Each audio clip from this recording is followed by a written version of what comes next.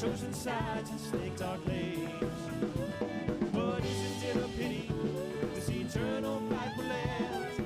Isn't it the time we made a change? Oh, hard times ain't here to stay. Our sky's gonna clear someday. There's always another way, yeah. We've all got to find another way.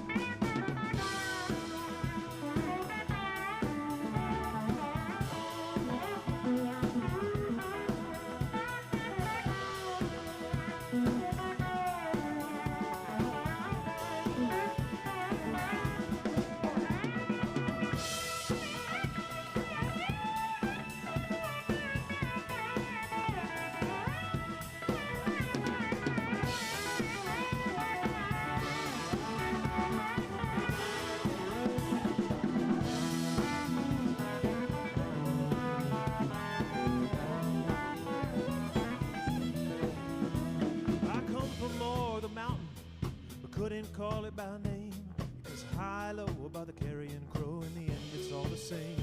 You can stroll the beaten path or fly the raven's wing, but as long as you're a rambling, you'll have some song to sing. We've marched in the cities, buried our heads in the sand. We have chosen sides and staked our claim. Isn't it a pity this eternal fight will last? Isn't it a time we made a change? Oh, hard times ain't here to stay. Our sky's gonna clear someday.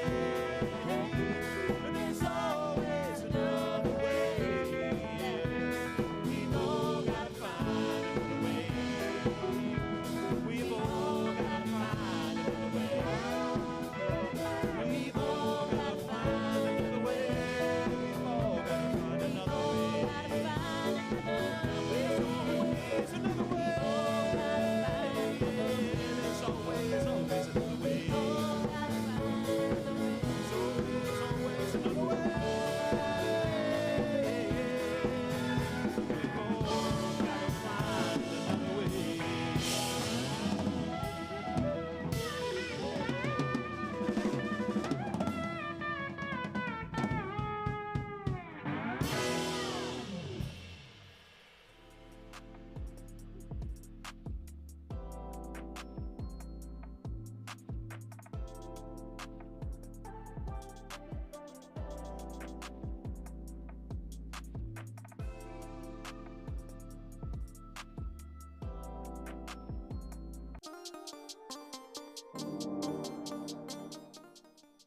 So this is the first annual King in the Making, to let our young men know that they are nurtured and loved, and we have safe spaces for them. Kids from all over our region say, come together, meet the other young kings in the district, learn from one another. We have the Say Your Name event for the girls, and they wanted to find how can we find an event that honors young men in the district and region too as well. Recognizing that we are all young kings, what does that look like? Giving them something to look up to, but then also doing what boys do, finding ways to compete, participating in some virtual reality. Some people might think to be a king means you have to dominate other people, to be at the highest level, you know, you have power over everyone. But to me, I think a king means you help out, you try the best you can, show effort in everything you do, and lift people up to do better. So to me, what being a king is just being your own person and being a leader. I think anytime you have an opportunity for them to be celebrated, provide speakers, provide presentations from COSI to the City of Columbus to the Mayor's Office to the Deputy and the Sheriff's Department,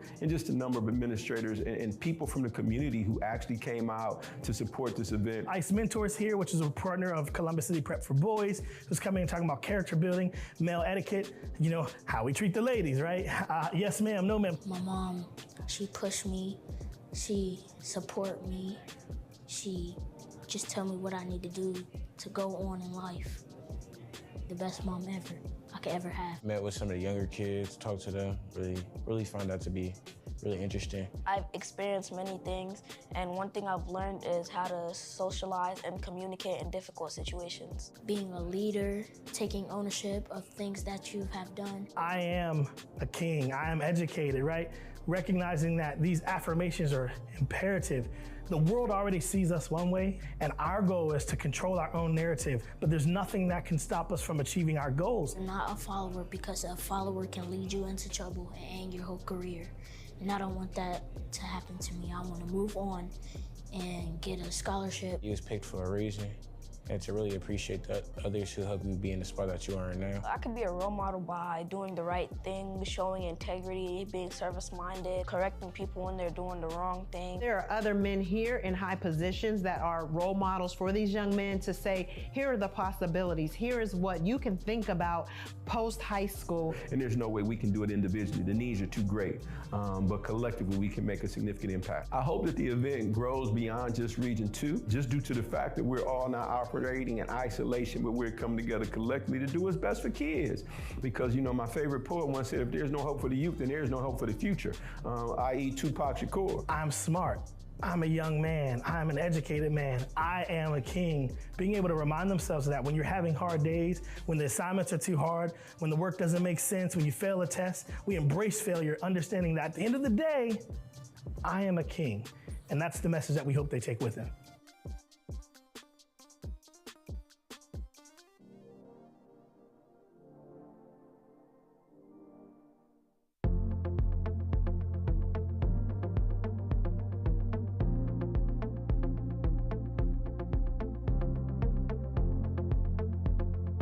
I've been with CCS for almost 15 years. When I first started, I was an instructional assistant for the ESL department. I did that for about 8 years. Then I moved on to helping with 1st and 3rd grade for a few months. And then I landed in my favorite position, pre-K, and I've been there for about 7 years. I chose to work in Columbus City Schools because it is the school district that is responsible for my education from K through 12 and is responsible for the education of my children K through 12. And so I have an affinity with the district, and I wanted to come back and contribute because of the experience that I had within the district.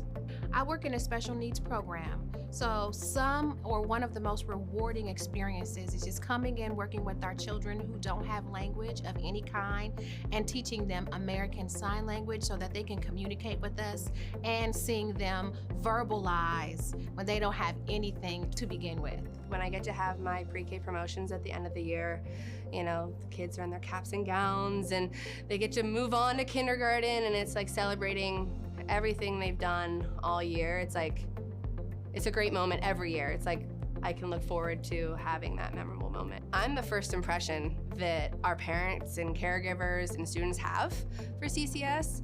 I'm that first stepping stone for school. So I feel like I have a lot of impact. Like if I can make their first year with us great, then that sets them up as they continue on. So I'm a big believer in the impact of. Probably one of my most rewarding was when I received the Channel 10 Classroom Hero. I also was a nominated Teacher of the Year in the Linden area. And just watching children grow and go off to college and come back to me, so that's really exciting. I think the work that I do and the time that I put into each individual children prepares them for the future, prepares them for whether they're going to college or not going to college, just so that they become great citizens. You know, I came here when I was 18 as an immigrant, and you know, the district, I went here to the district. So as a student, they helped me out, you know, ESL student who don't speak English. So I just felt like teachers were very helpful, and you know, now I just want to pay it forward. I just want to help other kids just like how my teachers helped me to be where I'm at today. You know, being the first person to graduate in my family was very hard for me to kind of grasp everything that went to it. But my teachers were there from day one to help every single minute.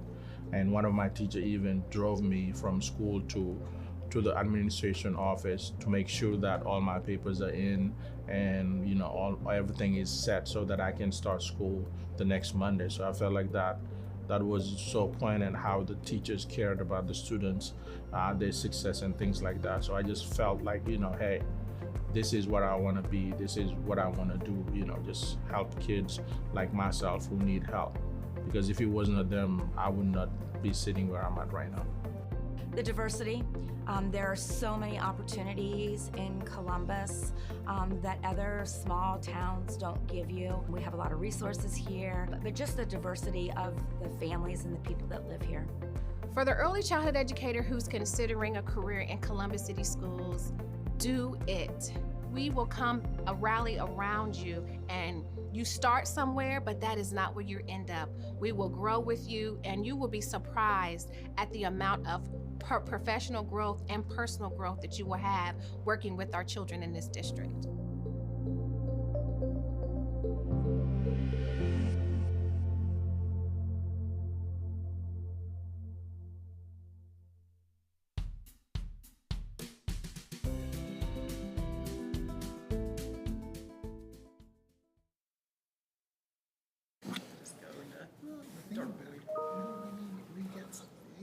We get stuff done. You know, it's like a big. The Policy Governance Committee meeting of September 8th will now begin. Mr. Williams, will you please call the order? Present. Present. Present.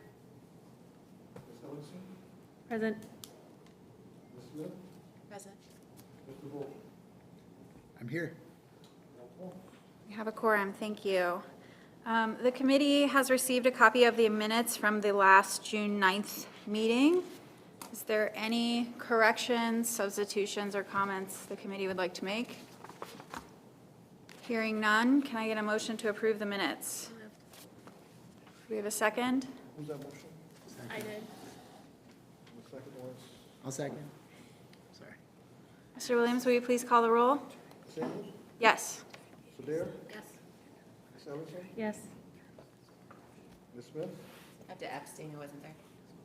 Abstain. Mr. Vogel? I'm here, yes. Motion passed. All right. We're going to move into public comment. Mr. Williams, do we have anyone signed up for public comment? Not to my knowledge. Okay. So we are going to move right into the policies. Mr. Lockhart is here to give us an update on the artificial intelligence policy that we have been discussing for a couple of meetings now. Our committee and the board has charged Mr. Lockhart with bringing back an artificial intelligence policy that will fit the needs of the district. And this committee has heard testimony from educators in the district who have shared the need for such a policy. We know that this area is rapidly developing and is an area that the recent budget bill required that schools implement an artificial intelligence policy by June of 2026. So while we have a little bit of time to implement the policy. It doesn't mean that we should sit on our hands with regard to the use of artificial intelligence in the classroom and in our school system. And so we are not doing that, and we have been working with Mr. Lockhart and his team to make sure that we have a plan in place to get something implemented as soon as possible. So with that, I will hand it over to you, Mr. Lockhart, to give us the update. Well, thank you. Good evening, Chair Ingalls, Board Member Adair, Auditor O'Connor, and esteemed members of the Policy and Governance Committee. Artificial intelligence is reshaping education at an unprecedented pace. According to allaboutai.com, the global AI market in education is projected to grow from what was $177 billion in 2023 to $2.7 trillion by 2033, with at least $6 billion in growth just in 2025 alone. So this is not just a technological shift, it's a transformation in how we teach, learn, and prepare students for the future. Again, those numbers are strictly AI for education. I'm here to present on the progress of the artificial intelligence policy work. I presented initially at the March 25th committee meeting, along with Mrs. Courtney Johnson, who represented the English teachers and librarians' perspective. The two of us found many places of alignment in what needs to be part of any policy in supporting guidance for the framework for Columbus City Schools AI implementation, including but not limited to ethical use, academic integrity, equitable access, educator input, and professional development, as well as family and student input. I presented again in June of 2023 and spoke more about the current policy examples from neighboring school districts, types of common AI usage that are not as obvious, defining AI within the policy, and developing the policy and administrative guidelines needed to implement AI with fidelity in the district. After the June meeting, the intent was to bring a proposed AI policy to the next Policy and Governance Committee meeting, which is this meeting. Since that June meeting of this committee, the state of Ohio passed new legislation commonly referred to as HB 29.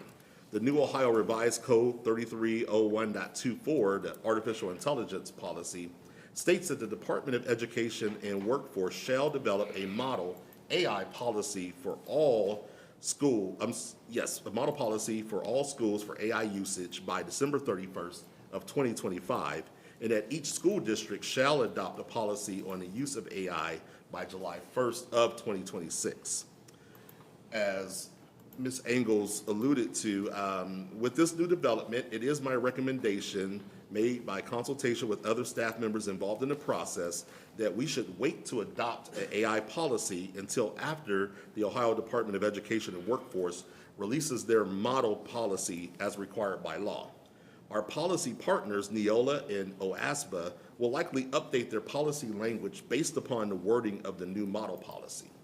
This would mean if we adopted a policy prematurely before the ODU model policy, we would likely need to make subsequent revisions to ensure alignment with the policy shortly after adopting that same policy. In the interim, I propose the immediate formation of an AI policy and learning framework work group to immediately start the work of developing the professional development for staff as well as the instructional guidance for curriculum. The work group will be representative of classroom teachers, administrative staff, support staff, students, and their parents.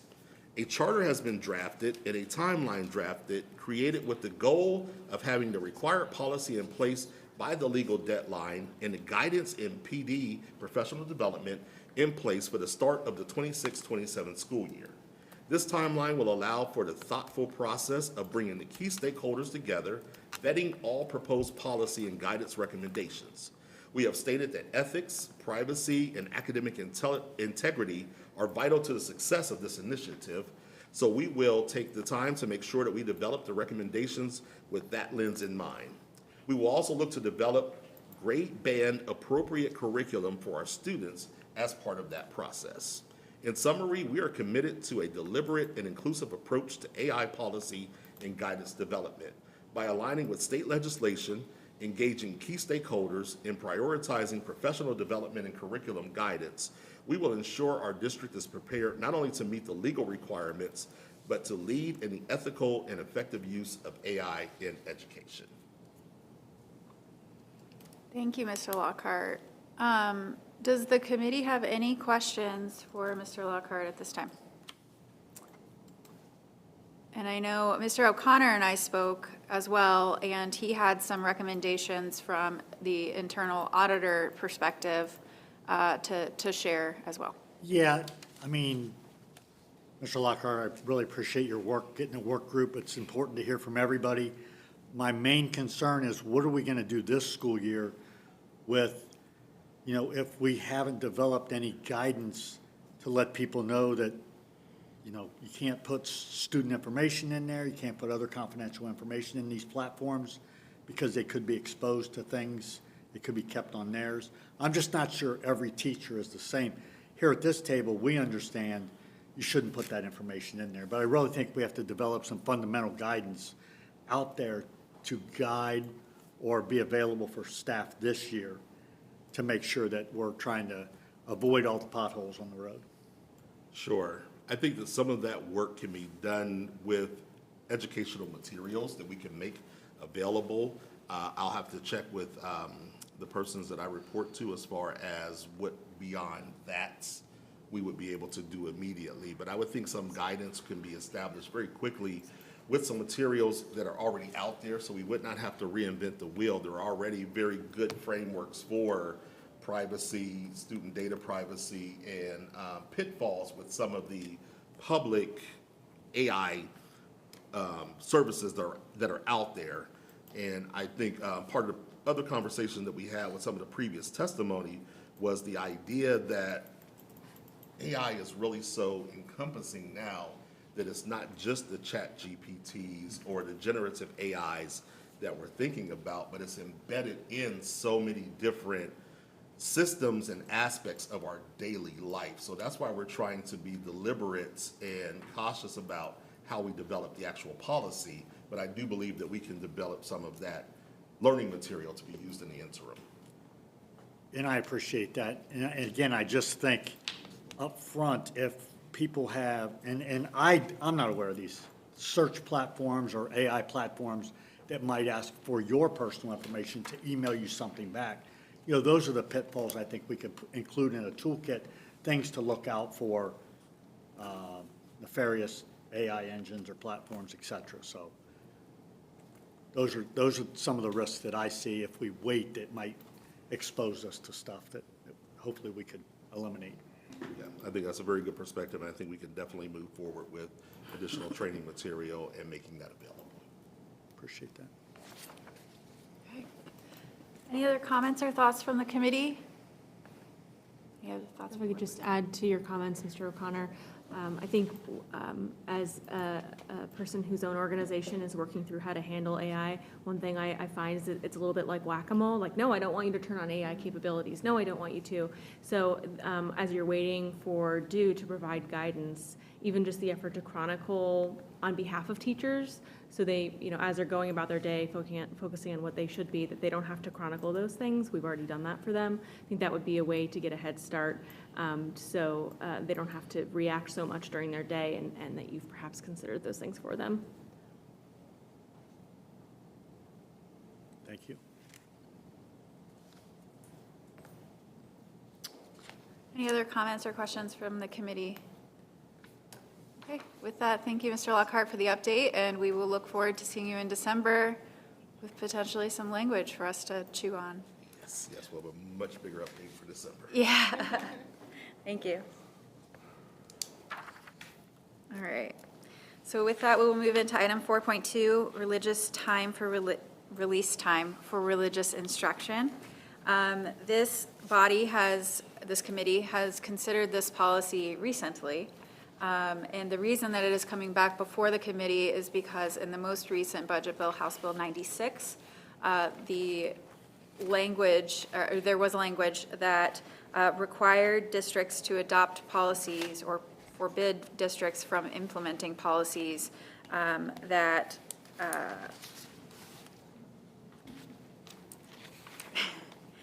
basically, it was a restriction on what schools could do as far as how they allow trinkets and other materials to be brought back to the classrooms or to the buildings after a student has been released for religious release time. In addition, there was some language in the bill that talked about how you had to code the number of at least one period per week, and then that would be determined as the term release time. So that is specific language that came out of that bill. And then the language that you'll see in the draft that's highlighted in green about religious release time not exceeding either of the following, that comes directly out of the policy itself or the bill that was passed. So the reason that we're bringing this forward is, one, to become legally compliant with what is required of us in House Bill 96. This is something that we have to comply with by, correct me if I'm wrong, Kyle, the end of the month? Yes. The effective date is the 30th of September. So effective the 30th of September. So I am looking for a recommendation that I can bring to the board at our next board meeting next Tuesday so that the board can become legally compliant within the timeline. In addition, this committee has received I'll say the last section in green talks about lunches being provided, and this committee already discussed and decided that we wanted to recommend to the board that lunches are provided to the students that attend these programs. The board also came to this decision and supported that we feel like our kids should get lunches even if they are participating or leaving and doing these kinds of programs. And so we put that explicitly into the policy. You'll also see that later today drafted into the food services policy so that it's clear unequivocally and people don't have to go searching through too many policies to find the information that they need. We thought that it would be relevant there for our folks who are doing that day to day and may not know to look back into this policy to find some kind of food services related instruction. So that language is there. In addition, a thing that the committee has received to consider is we received an email from one of our parent advocates who is sitting here, Charlene, thank you for that, with some suggestions about things that we could consider adding into the policy, one of them being a language that talks about or refers back to any policy or guidance that already exists within the district related to the type of food that you can bring into the classroom. So we know that our students have allergies and that certain food is or is not allowed to be brought into the classrooms because of the risk that it poses to our students. And so one thought presented in the email was that we should put forward language in this policy that holds folks to the same accountability standards, or that's the conversation that we could have. And then the second piece that was raised really pertained to a more surprisingly complicated discussion about the sharing of information and materials. And as was stated in the email that was sent to our committee, there is a little bit of concern that if you are signing a parental release to send your child to a program, when those children come back and share the information that they've received in that program, is that going against the parental choice to not send your child to that program or not release your child to that program? And so thinking through what we can do about materials when children are bringing back materials. There are some legal opinions out there that our legal team has raised that we are evaluating on that second piece.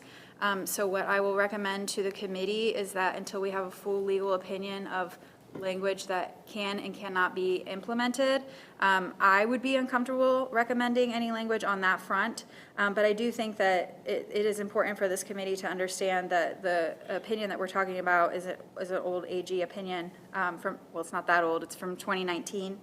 And it does specifically state that public school districts cannot prohibit students from inviting fellow students to release time religious instruction or from distributing literature for a released timed course during non-instructional time while on school property, unless engaging in such student-to-student speech causes a material and substantial interference with schoolwork or infringes on the rights of others. I do think that that's a conversation that we should have, but we should have a full grasp and legal understanding before we have that conversation, I think.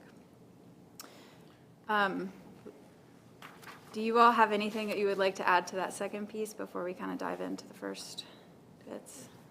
Legal team? No, is that okay answer? Okay.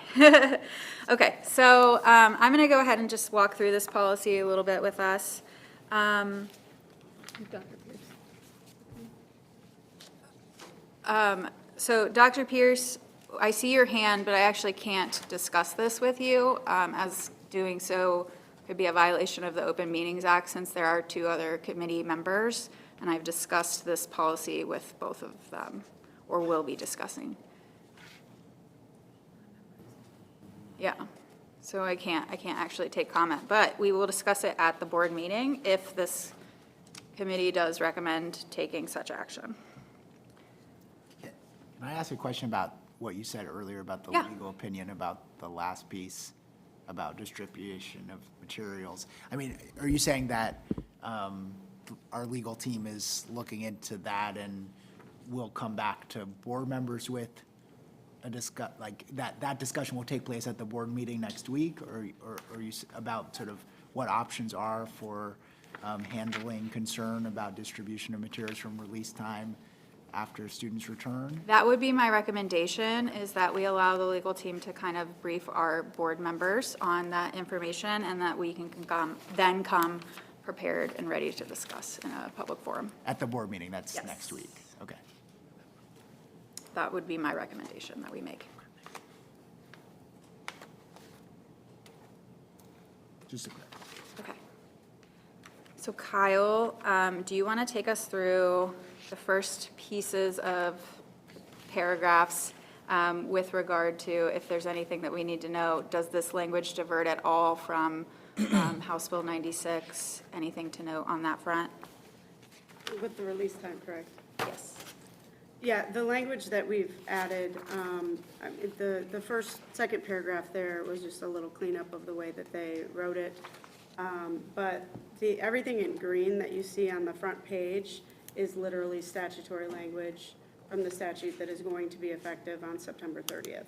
So these are specific things that they added. I changed complete to sole because I thought it was a little bit more clear. But otherwise, that's all statutory language. On the back, in the second paragraph where we talk about the program materials and things that they can bring back, I tried to work this into the language that Neola already had. I kind of wish I would have just simplified it a little more. Basically, the statute says a policy adopted by any district's board shall not prohibit students from bringing external educational and program materials into school. It's just that simple. They do not elaborate. They don't say what they mean by those materials. They don't talk about what they mean about in school. You know, are there any limits or parameters to that? It's just that simple. So we're trying to mirror language that is equally simple. And the last line there is our release time, feeding kids that are out on release time, feeding them lunches. This language, per Neola, they put into the food services policy, which seemed like an odd place for a person thinking about release time to go look. So, you know, in talking with Sarah, we decided to put it in both places. So if people are thinking about food service and what are they doing from that perspective, it's there. If you're looking at this one, it's here too. So we're real clear. That's it. Any questions? Any questions from the committee? You just Got a need- comment. Oh, I'm sorry. Go Oh, I was ahead. just gonna say, very brief one. I think you just need to make a minor adjustment for it to say non-educational or non-program related material. Yep. Yep. I'm going to clean that sentence out. I already actually gave Chair Ingalls a note.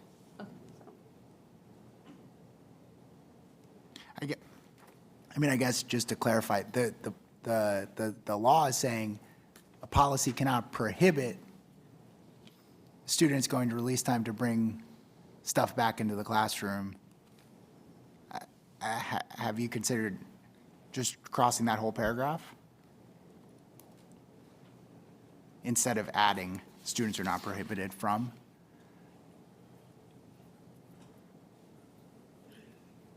I don't know what impact, I mean, I'm sort of thinking aloud.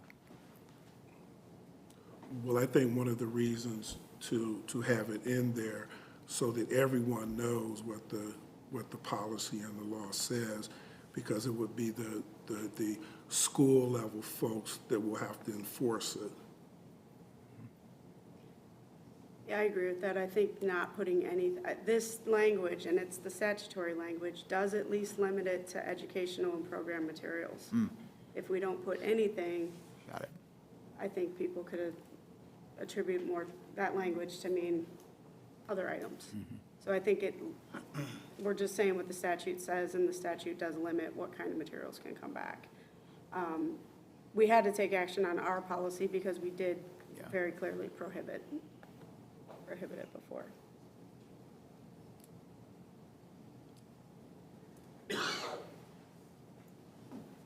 And then to the other comment that we received on snacks and stuff being brought in, I mean, does our legal team have an opinion on whether it's okay to does it comply with the statute to say, you know, we have a restriction on treats or snacks to make sure they're unopened or prepackaged, not open during the school day? No.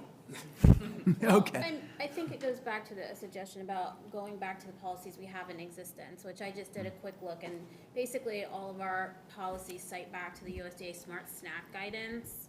And so I think just highlighting that it should be compliant with what we're already doing in several of our policies. We also have a food allergy policy. We Yes, have and the language allergy around that as well. So, like in a lot of other cases, there's usually something else, as you mentioned, that can handle problems, even if it's created an issue in another policy. Okay, and I'm sorry, also, Yes, just no, one, this is maybe my misunderstanding, but, okay, so the concern is that these release time programs are gonna allow folks to bring snacks back into the classroom, but wouldn't that qualify as a non-educational related material that's prohibited? I mean, how is a snack educational? I mean, I think, and even our provider was like, you know, they gave options on which language to put in here for this. One of them was to just cite the statute. And then there's a huge disclaimer in their drafting notes that says, this is all going to be interpreted differently by all kinds of different people. Someone's going to do this, another district's going to do that. There's going to be challenges. Consult your legal counsel. Be careful with what you put in here. So it's new, and all districts are going to be grappling with how to handle that. I think some level of instruction or explanation to educators, and especially those in our buildings, is merited. And I don't know if that fits best through an AG or something of the like, or simply training and instruction around what is and is not allowed to be brought back. I do think the point that any type of snack that you are bringing to a classroom should, no matter who's bringing it in or from where, really should follow the same standards. So if we're telling parents that they can't bring certain things to celebrate their child's birthday, that shouldn't apply differently when it's coming from another source. So I don't know if you have an opinion about, or if the committee has an opinion about language that says explicitly that, or something of the like. I think that might be the discussion. Really, it seems like Jesse's point stands here, though, that a snack is not an educational material, so it would already be prohibited, just like if you brought back like a trinket or something else. Well, I mean, so what do they do when they have the sucker that's stuck onto the paper? It's like, that's what they're gonna do, right? And then, you know, you think about, you know, in our mind, we have one scenario that's happening, but truth, I mean, like, a lot of people and organizations come into our schools and, you know, give candy to kids and like want them to look at things. And so, I mean, thinking through that, I mean, I do think that I think all partners should be following the snack guidelines that are set forth in all of our policies. But I mean, I think it's more, and then what is our teachers like gonna rip off the candy and be like, you can keep the paper, but no to the I mean, right, like, I don't know. Yeah, the statute doesn't address snacks. Right. It simply addressed the institution's material. So that does leave some leeway. However, I think that the schools would not want kids bringing back open packages and things like that. But if it's a pack of Twizzlers unopened, that would be fine.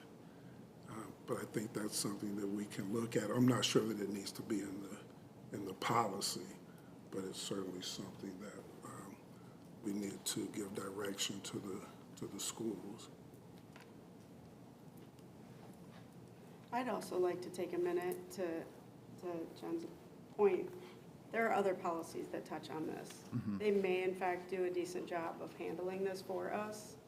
And so I would say that from my perspective, I would like to take a step back and see if we have this handled in some other way already in policy. As well as guidelines, like I haven't looked at all those yet. I mean, we just need to understand the universe, I think, of what's already there. Yeah, and I will do that. Yeah. Just a quick question.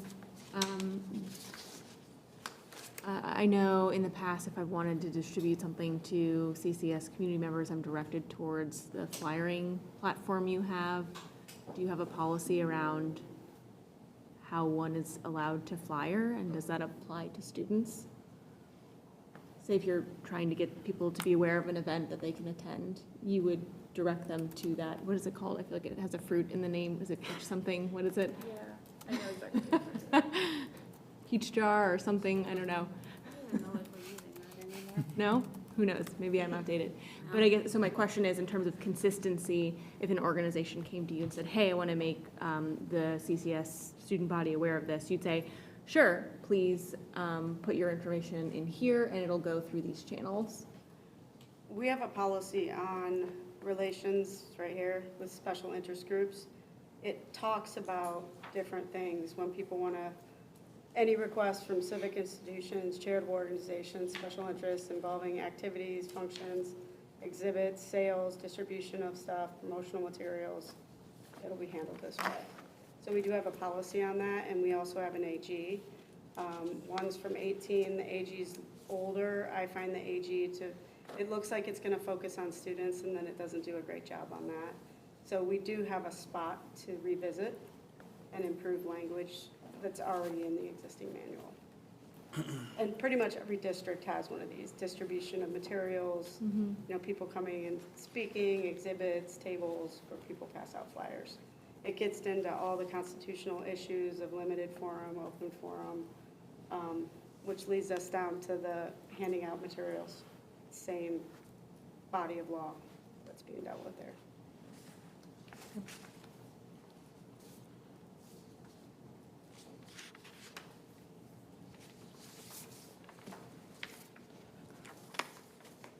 Any other comments or thoughts from the committee?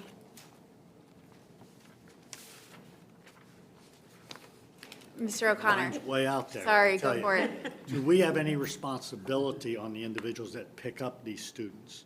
As far as, have they been background checked?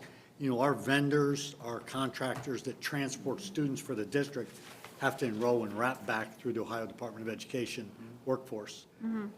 Is there any confirmation that these individuals that are going to be driving our students have enrolled in that program? Yeah. And any ticketed violations or something that would come back to us? So the committee considered, I'll take a stab at it. You want to answer it first? The committee considered that very question the last time that we examined this, and I think part of it is in the top of the second page, private entities proposing to provide religious instruction during release time as set forth herein shall be required to provide the district with criminal records checks for any and all of their instructors and volunteers providing release time courses in religious instruction. Criminal record checks will be at no cost to the district, and any private entity proposing to provide religious instruction during the release time must provide updated information of such check if and when the staffing changes. And then there's some additional language that says the district will not release students to the private entity for religious instruction release time if any criminal background check indicates conviction of an offense which would preclude an individual from employment in Ohio Public School District and/or should the board determine that the private entity did not complete a satisfactory criminal background check on any subsequent new instructor or volunteer. Criminal background check documentation must be provided to the board upon request. So the board did adopt that language at our last board meeting where we considered this policy. As far as the wrap back program specifically, that's where I have to defer to Attorney James. Yes, I think what you just stated provides the security and safety that we need, the assurance of, and we can request the reports. As far as transportation, the district's liability ends once the parent side signs a consent waiver. In fact, we have some folks working with two of the organizations, LifeWise and Reset, because the statute does require coordination between the district and those organizations. So we're working with them so that they understand what our requirements are. So in all probability, we'll have two separate waivers.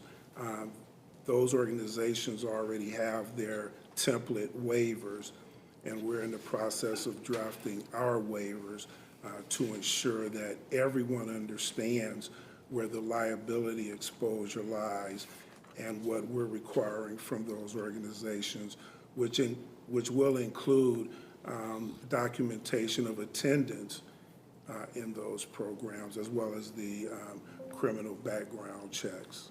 Okay, very good, thank you.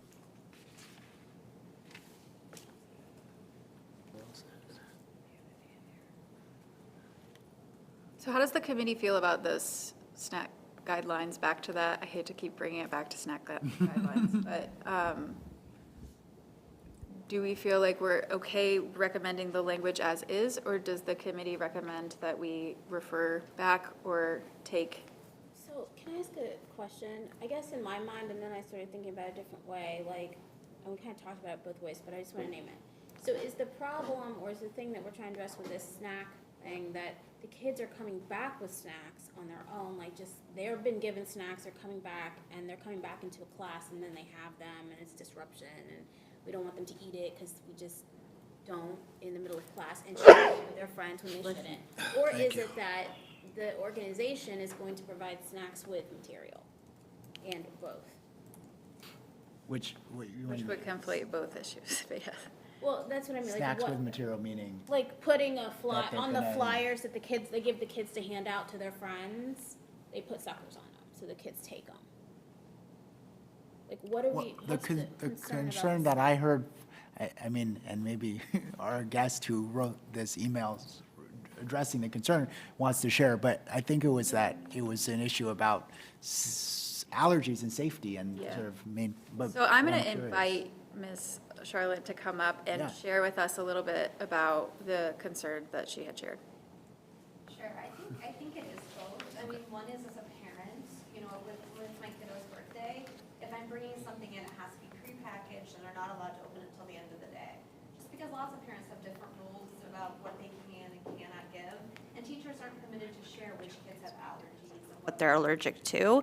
And so just thinking about that should be consistent. So whether or not the kid is given something as part of the program, they come back eating it into the classroom, is that exposing kids to something that they maybe shouldn't be exposed to? And then also, if it is attached to a piece of paper, that same concern to me still applies, especially, again, knowing that parents are not permitted to share things in the classroom that's, open, not prepackaged, things like that. Thank you. Thank you. So then just for clarity, so if they have the paperwork, they leave for religious instruction, they can bring the paperwork back into the classroom?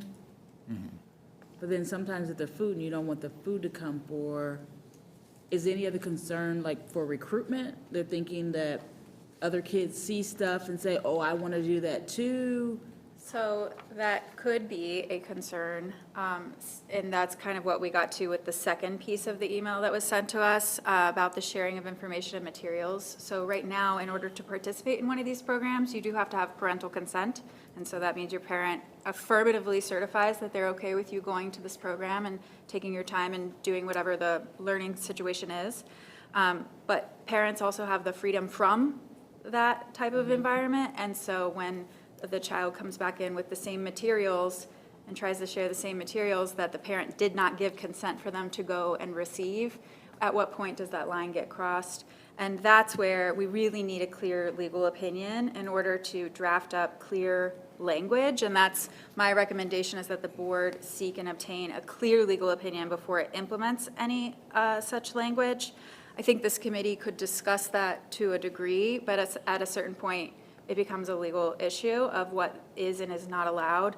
And from what I understand, the relevant Ohio Attorney General opinion, among other bodies of law containing the First Amendment, it's really a question of if a public school district can prohibit students from inviting fellow students to release time religious instruction or from distributing literature for a release time course during non-instructional time while on school property, and basically says that a school district cannot prohibit that unless engaging in such student-to-student speech causes a material and substantial interference with schoolwork or infringes on the rights of others. And it infringes on the rights of others, such a broad general. Right. And so is it an infringement? I don't know. That's where I would like a clear legal opinion. But is it an infringement on your rights if you're the parent who didn't sign the form to send your kid away, and then now all of a sudden they're coming back with the same information that they would have gotten had you signed the form? I don't know. I would like some clarity on that. And then if there's already a policy though about nonprofits, organizations and everything, bringing food in or whatever, I agree with that. Like, why would that be different though? About bringing in material or literature from an outside source? Yeah, or bringing in food. Like if food. someone for Directions for Youth and Family came and got a kid, there's rules for snacks and things like that. Why would it be different? My opinion is it wouldn't be any different, or it shouldn't be any different than the outside source. It was just an issue that had been brought up, so I wanted to bring it to the committee for discussion. I think it's about making it more explicit within this policy, since this policy will be read by, people involved in this matter. And just as we did a cross-reference in, another part, it's maybe just cross-referencing back to other policies. Clarity. Yes, and I think we can, because we are in discussions with the two major organizations, that can be part of the waiver process, the release form that we can put in those. I mean, something as simple as you can't open the snacks. I mean, that's easy. That doesn't have to be in a policy. It's just that the parents understand and these organizations understand that when they give them snacks, they can bring them into the building, of course, but they can't open them. But in reality, what is the need for an organization to give a snack? Why can't you eat, like the snack can be consumed while they're with the religious program or whatever the program? Like, is it a right to be able to bring that snack in? Well, there may not be a need, but that's part of I assume that's part of the marketing. Hey, thank you for coming. Here's a pack of cookies.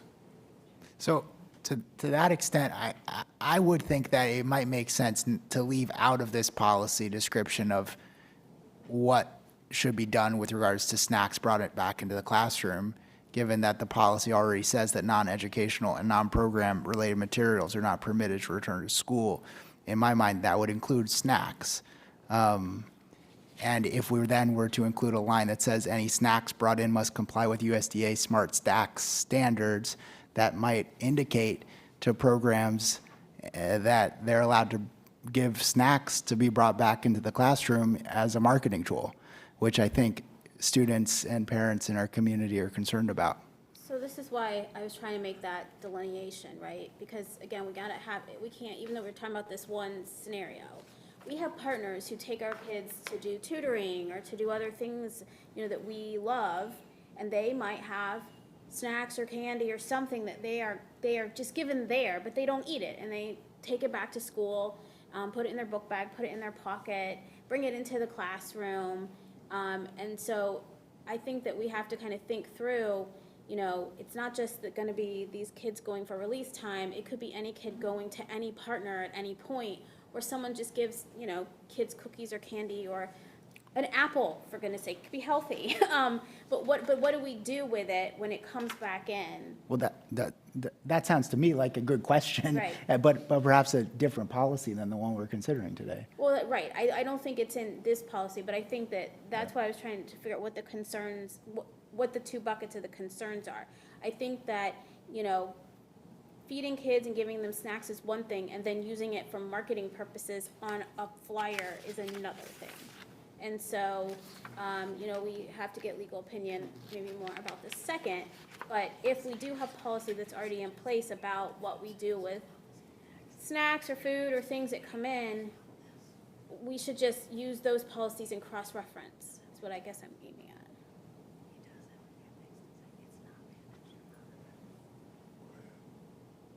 Did you have anything to add, Pat? I just have a thought, but I don't know if we're done with the discussion yet, so I don't want to interrupt. Hearing nothing, But let's the- hear your thought. Before Kyle goes, anything that the organizations give to the kids is between the organization, the kid, and the parents. So we can't police that. Yeah. The only thing that we can police is what and how they bring snacks back into the building. Again, that doesn't have to be in the policy. It can, we're in talks with them now, that can be part of the waiver forms, which the organizations will get, which the parents will get. They'll get two. It will not be in the organization's release form, but it will be in ours. This is what we will allow to come back into the building regarding snacks. It can't be opened. The snacks can't be opened. But here's the thing, who's enforcing that, right? So now we've just put it on to the classroom teacher where the kid all of a sudden like pops it out, right? I mean, is that fair to our teachers about who's enforcing it? Or should we like make sure that it's a general policy for everyone? What's the policy now on a kid just having a snack that they brought with them?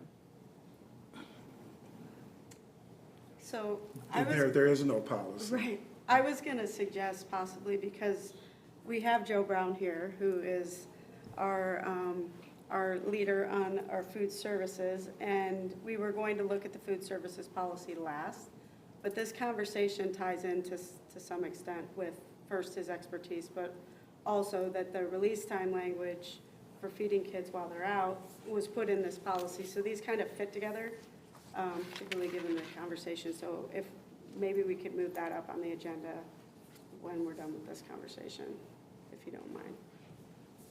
If you wish.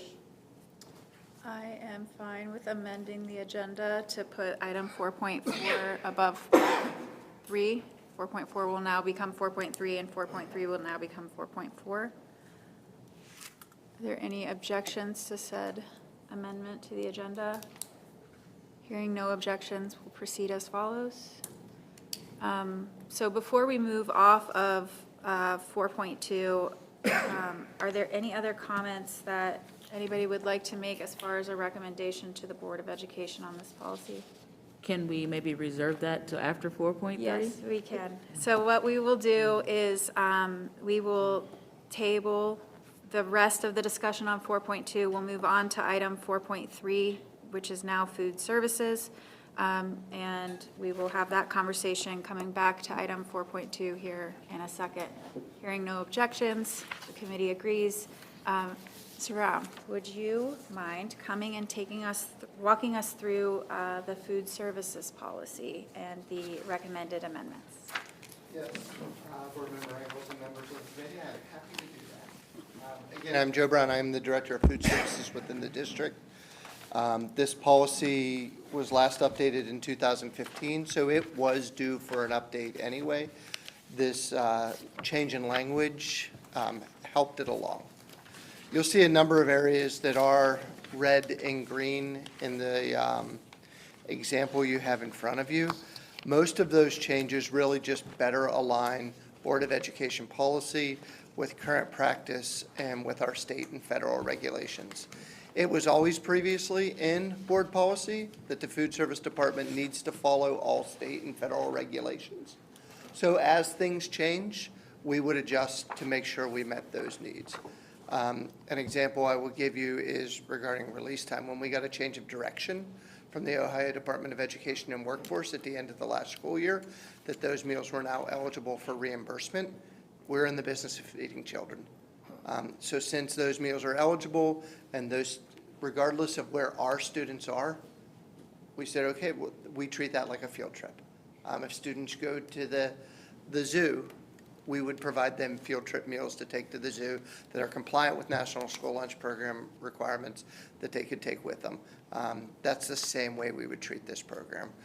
We would work it into our current processes and how we do things, that way that we're not doing something special, we're doing something the way we normally do it, and we're maintaining compliance. As far as the areas that you'll see the red and green, there's really a few major areas. I shouldn't say major, but just where the language has changed. Some of it is, the first I would say is around food safety. HACCP is a very common term within the food service world. It is hazard analysis and critical control points.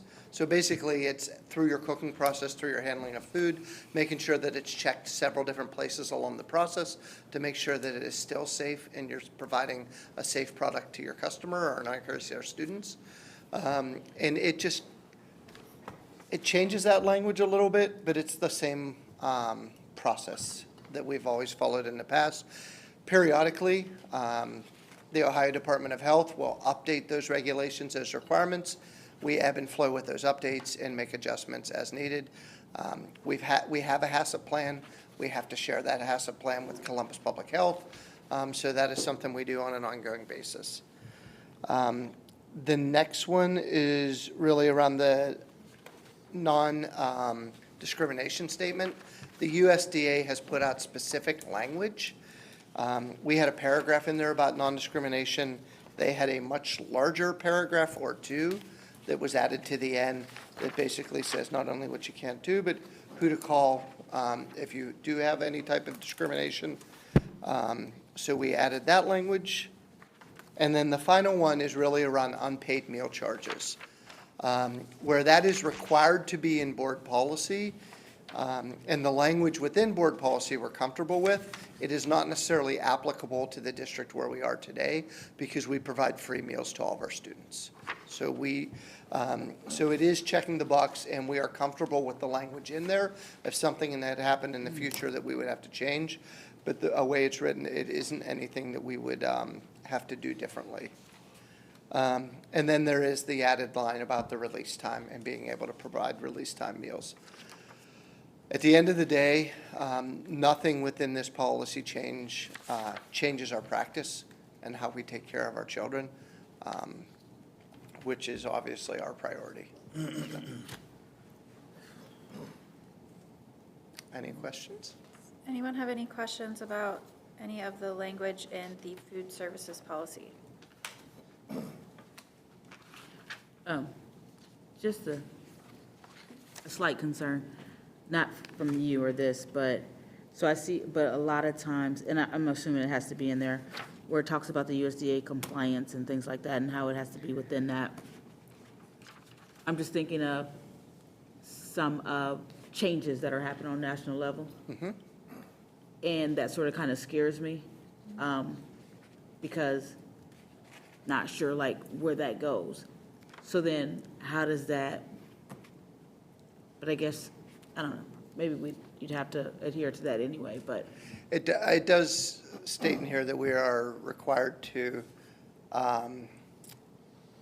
stay current with U.S. Department of Agricultural meal requirements, which is really what that is. They'll put out meal requirements, menu requirements on a semi-regular basis. Sometimes they come quicker, sometimes they come slower. And if you can predict what's going to happen in the immediate future, I would love to hear. Because nobody's sure at this point.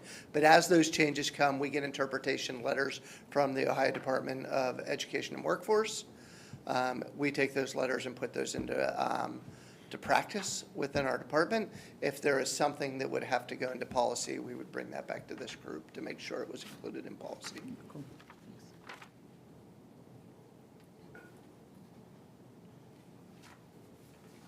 Any other questions or concerns from the committee?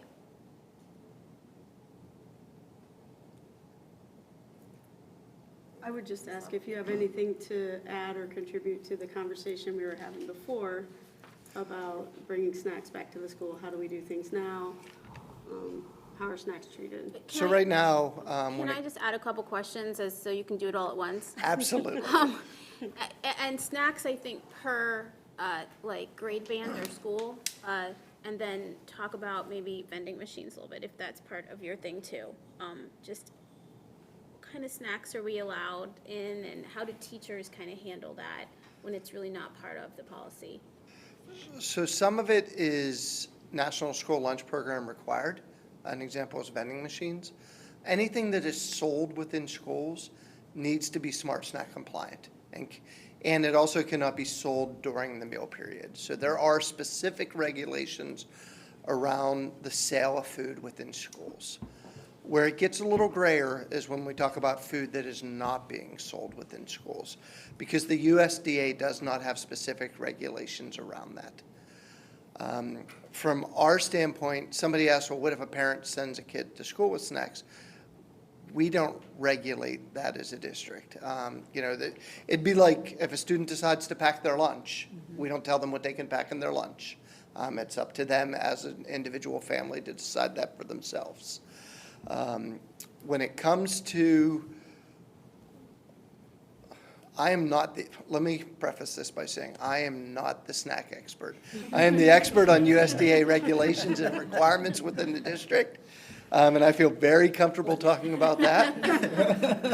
When it comes to snacks, I know what my experience is. And my experience is, it's a little bit school specific. The school nurse, the school principal have some flexibility around that, to the point that some schools say that you're not allowed to bring birthday treats, anything like that, into the school at all, because they're worried about allergies, they're worried about other concerns. So they take the line that, you know what, we're just not going to do that. If you want to bring a non-food-based treat for the students, you can do that, but we're not doing food-based treats. All the way to other ones that allow them to bring a snack for students within their school. Our board policy recommends anything that's district related to keep the health of our students in mind, but it doesn't specifically require that everything be healthy.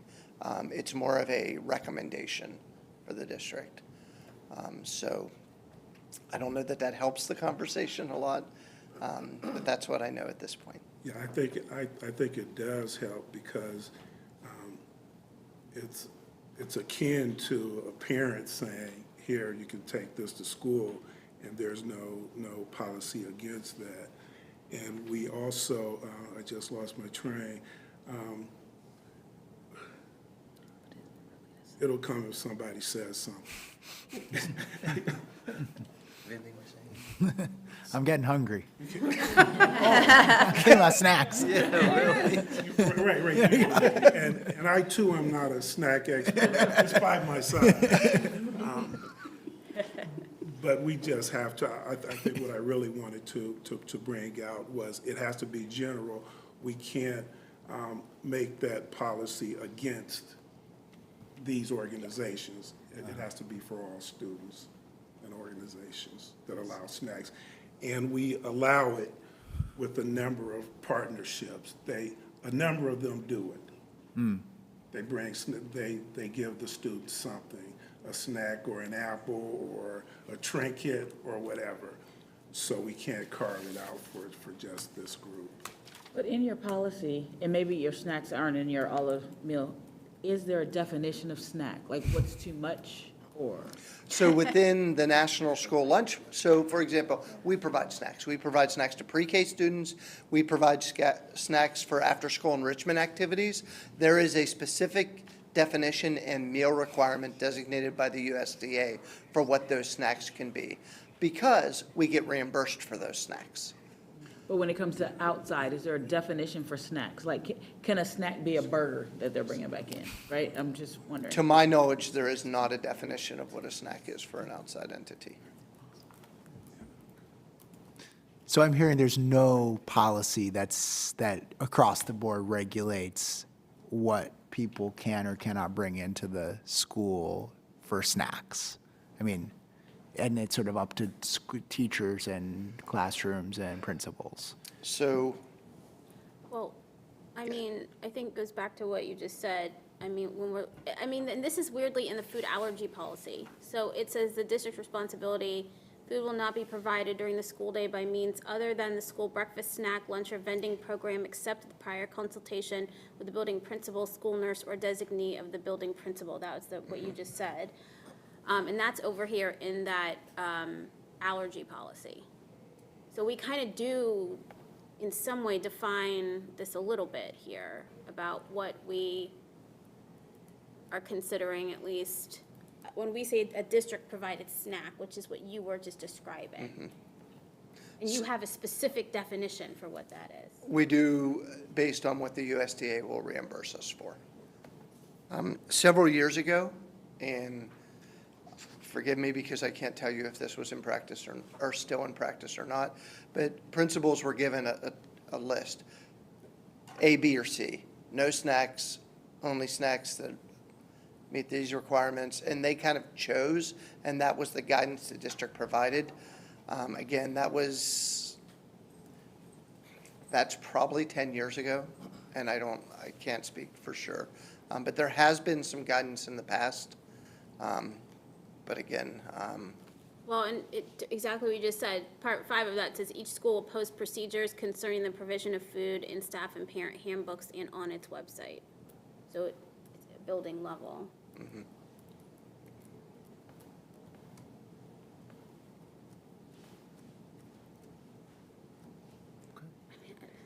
So those are all, that's the crux of the conversation. There you go. Where we're at. Okay.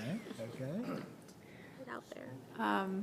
And I do think, I mean, personally, it does make a little bit of sense that it is building by building, because you may have one building where there's a very severe allergy that doesn't exist in other buildings. And so you may not need to go on a district level as strict as maybe in one building you would need to.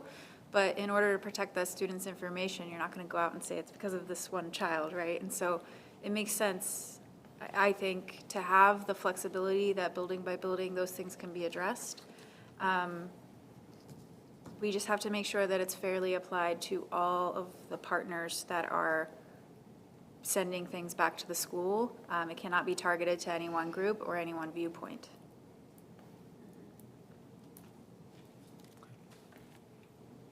All right, does anyone have anything else on the food services policy?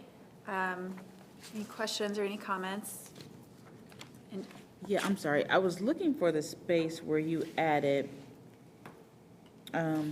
because I know on the first page, 1, 2, 3, 4 paragraph down, where it talked about discriminate, and I know there's a new discrimination way of wording the discrimination. I'm trying to find that. It is a whole section at the very end of the policies. On mine, it starts with page 3. Okay, got it. It's the statement, okay. Yes, and it goes all the way into page 4.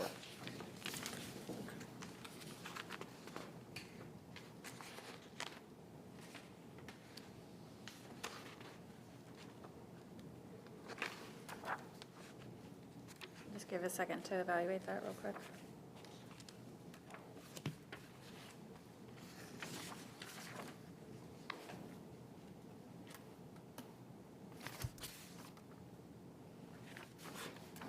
Any other questions or comments about the policy itself?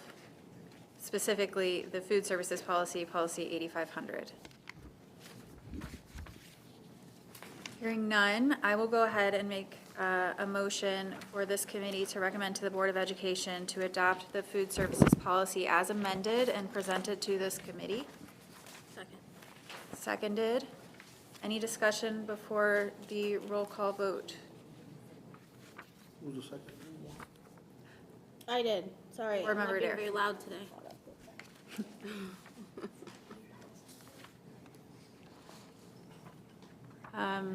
Any discussion before the roll call vote? Hearing no discussion, Mr. Williams, will you call the roll? Single? Yes. Mr. Dare? Yes. Thanks, Joe. Ms. Ellingson? Yes. Dr. Lunsford? Yes. Ms. Smith? Yes. Mr. Vogel? Yes. Motion Okay. passed. So we will return back to item 4.2, release time for religious instruction. We just had a robust conversation about snacks and the policy on snacks, or the lack thereof. And I think that that is something that, as a committee, we want to make sure that our Board of Education understands fully, that there is no explicit snack policy, that it may vary board, or building by building. And so to keep with what's already in existence in the food allergy policy, and then that flexibility building by building, I would recommend that we don't adopt language right now in the board, or that we don't recommend to the Board of Education that they adopt language concerning snack guidelines. I would also recommend that we accept the legally compliant language, as well as the language that allows for the providing of a school meal for students who do participate in the release time instruction, and all the other edits. And then the last part of my motion is that we recommend to the Board of Education that they seek and obtain a legal opinion around the sharing of information and materials, and consider whether or not they should include language in the policy at their next board meeting, at the board's next board meeting. So, thank you. It's a very convoluted motion, so I'm happy to try to repeat that. Any discussion on the motion? Hearing none, Mr. Williams, will you please call the roll? Singles? Yes. Mr. Dare? Yes. Ms. Ellingson? Yes. Dr. Lunsford? Yes. Ms. Smith? Yes. Mr. Vogel? Yes. Motion carries. Okay. So we are going to move on to what is now 4.4 in the board docs. For those at home who may be tuning in, it is item 4.3 on the board doc agenda, but it is 4.4 as amended. We're moving into the personal communications devices policy. And this one is also so that we become legally compliant with recent changes that were brought forth in House Bill 96, the state budget bill. In addition, I want to share, and then I'm going to turn it over to our legal team to explain the changes to the policy. We had a pretty robust personal communications devices policy that has been in place for over a decade. This policy forbid the use of cell phones in a number of instances, and was written at a time where perhaps cell phones were not as prolific or as widely used for the same purposes that they are today. And so it's worth our evaluation. Neola has updated the policy bank that it's had on this specific policy a number of times, and this board has not taken action. So there are multiple iterations of Neola policy updates that would not have been reflected in what is our current policy. But with regard to the recommendations to this policy, there are a number of things that we as a board, or we as a committee, could consider recommending to the Board of Education. And so I'm going to go ahead and turn it over to Kyle to kind of walk us through those. Okay, so this policy was a 2015 policy for us. And just to start off with, as I look at the first page next to the current Neola template, none of the language is the same. So I wasn't here back in 2015. It gives me the idea that maybe this was a little bit homegrown in terms of the language. And so it was difficult to look at Neola's current template, which really doesn't look anything like this, and then the statute, which is what I did, that template, the statute, what we had to try and make it work together. So if you find any errors, my apologies. You'll get to it. Yeah, point them out, please. So what we did here was basically talk about the environment we're committed to creating in the district. I'm going to lead with, and I talked to Mr. Barnes about this earlier, the definitions are I struggle with. PCD refers to a Neola definition in our bylaws. It says one thing. It incorporates electronic communication devices as defined by this new statute, 3313-753. It says something a little bit different, but they encapsulate one another. And if you just read that first paragraph, you don't see cell phones. You don't see that language in particular, but the prohibition in the statute is specific to cell phones. So right off the bat, I find it a little bit confusing for people that like dig into the definition. So those aren't my choices of words and definitions. That's what we're working with. But because of that, I did add this prohibition specifically applies to the use of cellular telephones. So it's very clear that that is what the statute was getting at. The second paragraph is basically the language that is an exception for when a student can use their cell phone, because there's a difference in this about using your cell phone during instructional hours and possessing it. So the statute has optional language on districts setting a policy that does not even allow kids to possess their cell phones while they're on school property versus using it during instructional hours. So this policy allows possession of the phone, does not allow use because there's no option there.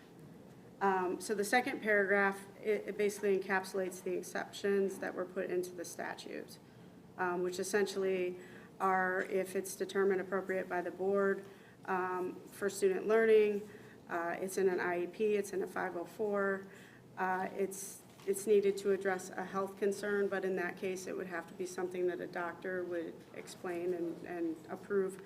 And then there's language about emergencies, threats and whatnot, that a student in that case would be able to use their cell phone, but the buildings are supposed to write that exception into their emergency management plans. And that's a building by building thing. So some of this is moving things around. There was a lot of repetition on definitions of what is a PCD, what is a device. So you'll see things struck throughout. There's at least 3 areas where that's a strike, and that's why. It's just redundant. There were several parts where it talked about the expectation of privacy and confidentiality. There were several areas that talked about, damage and loss of a phone is not the responsibility of the district, it's the responsibility of the student. So it's hard to go through this line by line because there's a lot of moving around of language. I will note, and this is something that will need to be discussed and decided ultimately by the board, there is conflicting language about, if you look where students, it's the 6th paragraph, it starts with students may use PCDs before and after school, during school activities and whatnot. And use during the instructional day is prohibited, and they must be powered completely off and stored. You can see that's all old language. That's current language. When you go down a little bit, though, it says if they possess the device, it must be set on silent or vibrate mode at all times, which isn't the same as powered down and stored completely away. So there's some language in here in the old policy, the way that it was written, that is literally inconsistent with itself. So it was a struggle, and I've tried to point out, I gave a copy that's highlighted to Chair Ingalls, that there's some decision points where this thing is inconsistent with each other. Are we having them turn them off and store them away? Are we going to have them on vibrate and silent? Can it be in a pocket, or does it need to be in a locker or a bag? This policy, as it was written, raises all those different scenarios. So unfortunately, there's going to have to be some decision points on those things that I did not attempt. So like, if you go to the top of page 2, they're defining what a PCD is again.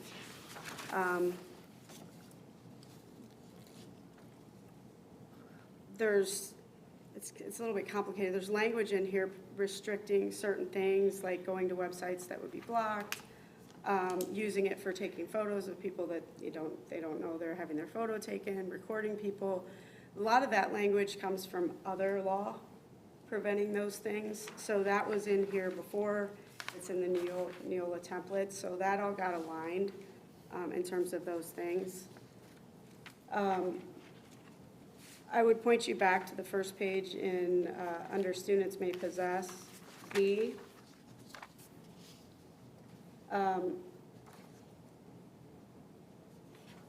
It starts by saying they'll be kept out of sight during the instructional day. And then it says must be kept in a locker, book bag, backpack, pocket, or purse during the instructional day.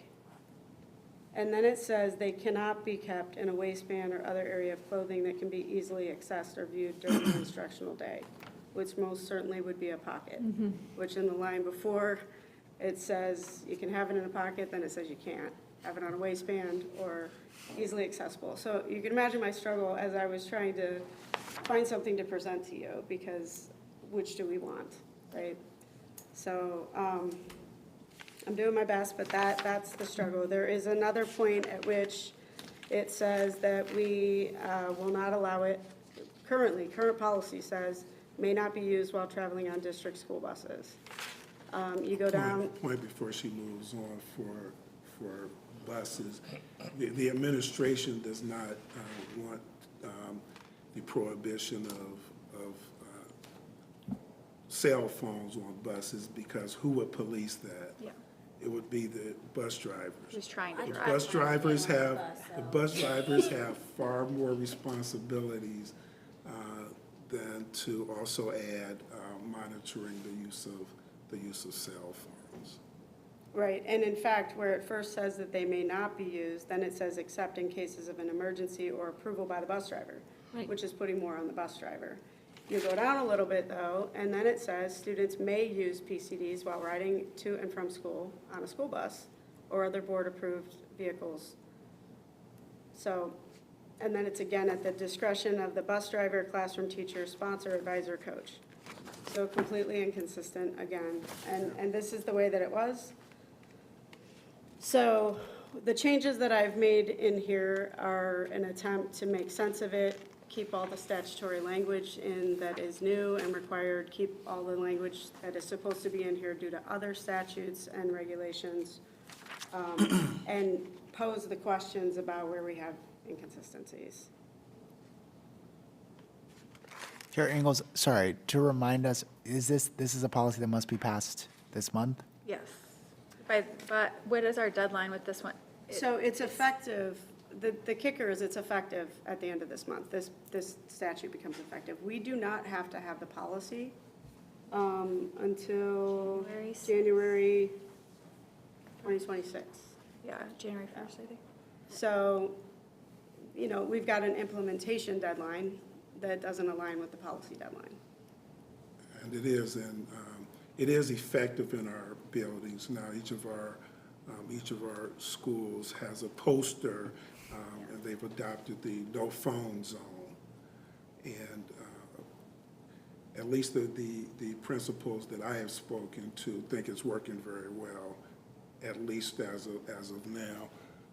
We have one of our area superintendents, Scott Nelson, and our chief of leadership and transformation and leadership, Dr. Corey Grubbs, who can answer any questions regarding what's actually happening in the schools now since we've adopted that no phone zone. I'll just add So a very convoluted answer again. Yeah, exactly. From our legislature. I will say a couple of the things, like the last line, shall be posted prominently on the website in a central location of the buildings. That's new, it's in the statute, that's why it's added. That was a really easy one. This language is old, so I updated our protected classes as we have them in every other policy. because this one area ties to bullying, so I pulled the bullying protected class language out. I put it in here. You know, added language that you can't get on internet websites that are otherwise blocked. And importantly, the statute does require the district to indicate what kind of discipline there will be. It does not say anything about what they think it should be. It doesn't say anything about how to police this. But we did add, I guess it's the end of the page before the last page, violations of this policy may result in progressive disciplinary action. The old policy went on to attempt to say what that escalation would be. That's a much bigger discussion, and so we just left it to progressive discipline. So that's an important change that was added in here. One thing that we had discussed around the discipline and that had been raised by some of our union partners is concern about how to enforce this policy. There is concern about what happens to the teacher that says, put your phone away 5 times and the student doesn't put the phone away. And then they bring it up. And so we were trying to build in some element of progressive discipline, but what that may look like may differ depending upon the situation or how frequent it's happening or whatever. And so that's where I asked Ms. Lathwell and Mr. Barnes to make sure that we have some of our experts here who might be able to help us understand when there are instances of discipline, like what are we doing currently? And then is this something that perhaps an AG could flesh out or we could flesh out at the building level? Because I do understand the concern that you're saying we have to enforce this policy. How are we going to police this? Because the legislature gave no indication on how schools were set to police it. They just set the rule. And so that's kind of the question. Would you like to speak to how this works currently? Thank you, Dr. Grubbs. As he's coming up, can I ask a question? Because in the definition, if you go to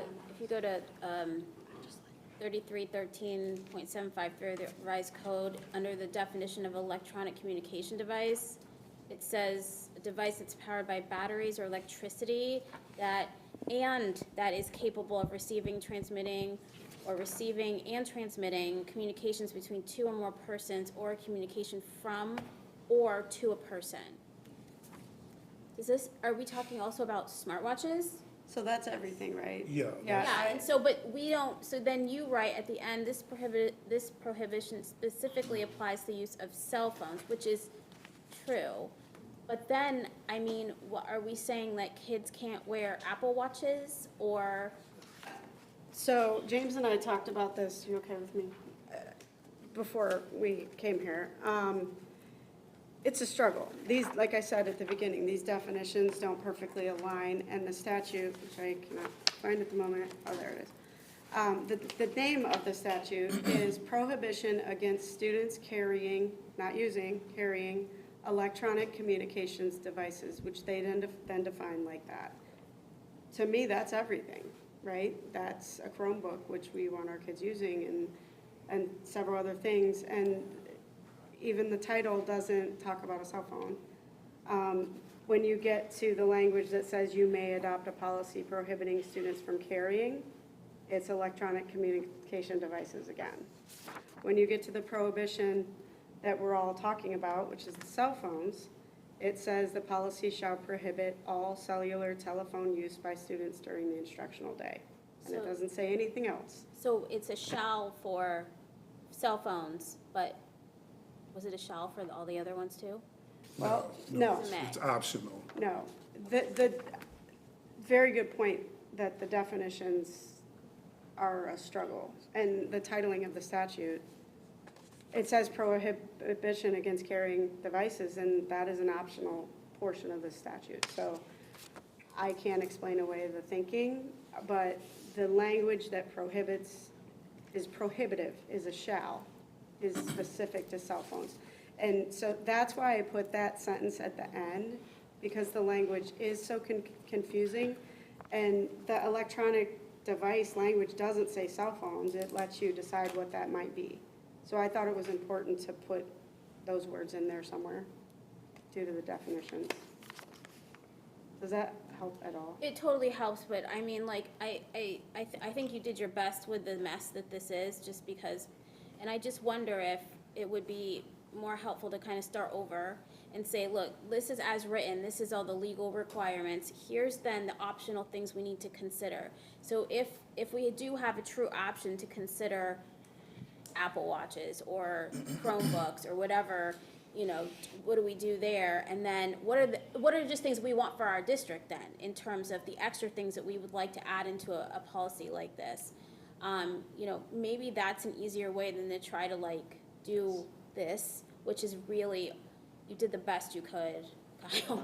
But it's a disaster, to be honest with you. I mean, no one reading this could understand it, which I think is your point, and why you're saying that, look at all these inconsistencies. But I wonder if it's just easier to almost start with a whole blank document that's like, here's requirements, here's options, and then what else do we want, right? Yeah, and there is a Neola template, and we talked about going either way.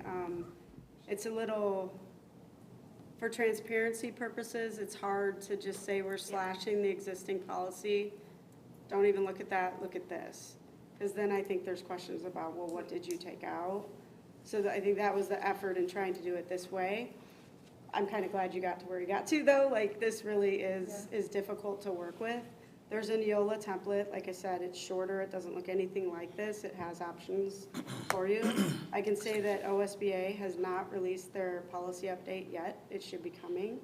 And I'm very interested in what they'll do, because these definition inconsistencies are gonna, that may be holding up the whole update because they're struggling with that. But we could also wait and see what they do and go from there. So that's up to the committee.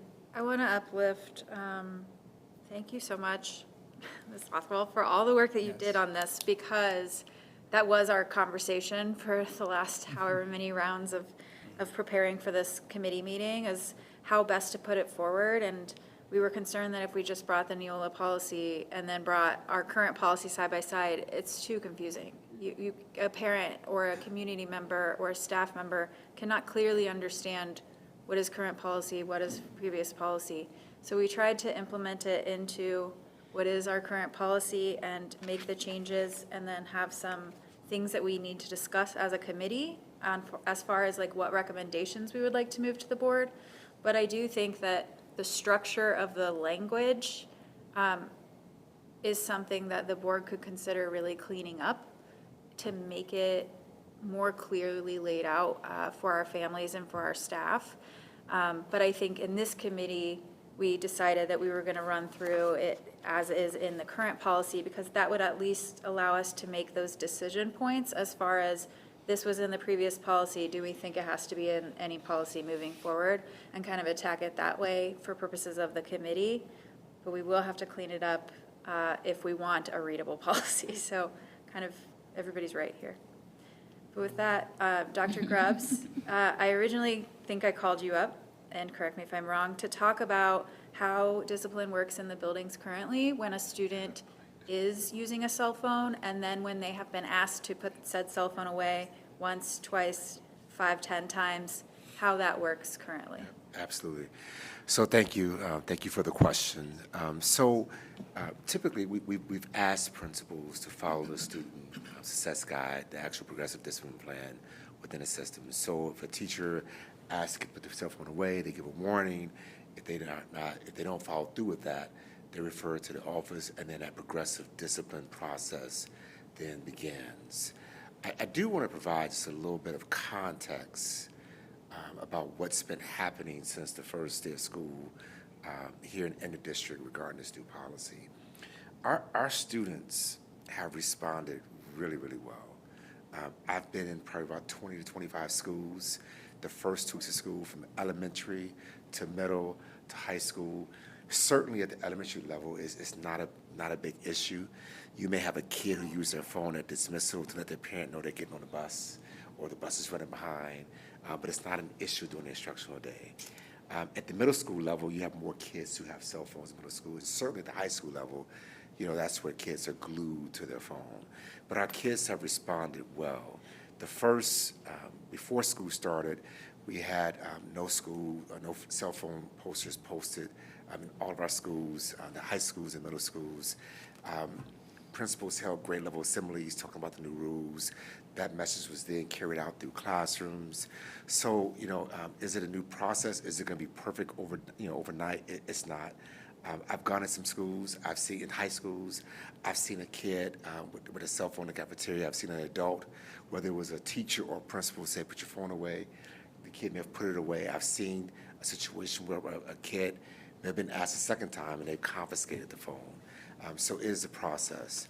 To work on, to go back to your question, we have a committee of a team meeting to talk about, how are we going to handle this in a systematic way where it's consistent across the district. What we don't want to have happen is creating environments where our suspensions are increasing or we're disciplining kids more because of cell phones. And so how do we build relationships, create opportunities where principals can build grace with kids and families. We've been communicating with families, and I got to tell you, our kids have responded exceptionally well to this change. Don't see them in classrooms. The big change, a big shift for kids is at the lunch bar, in the lunchroom. There are some things that we got to think about with this, even when it comes to discipline and cell phones. For example, last week I ran across a couple of ELL students who are actually using their phone to kind of translate. And so you have an adult saying, "Hey, put your phone away," but they need that phone to understand exactly what you're saying to them. And so we got to think through, different scenarios like that. And how do we make sure the kids have the tools they need so they can understand and progress throughout their school day. I've invited Scott Nelson up to come up and one of the area superintendents to talk about how that discipline that he's seen has handled within one of the regions. And we've talked to colleagues across other regions to offer some context as well. Sure, Scott. Well, good evening.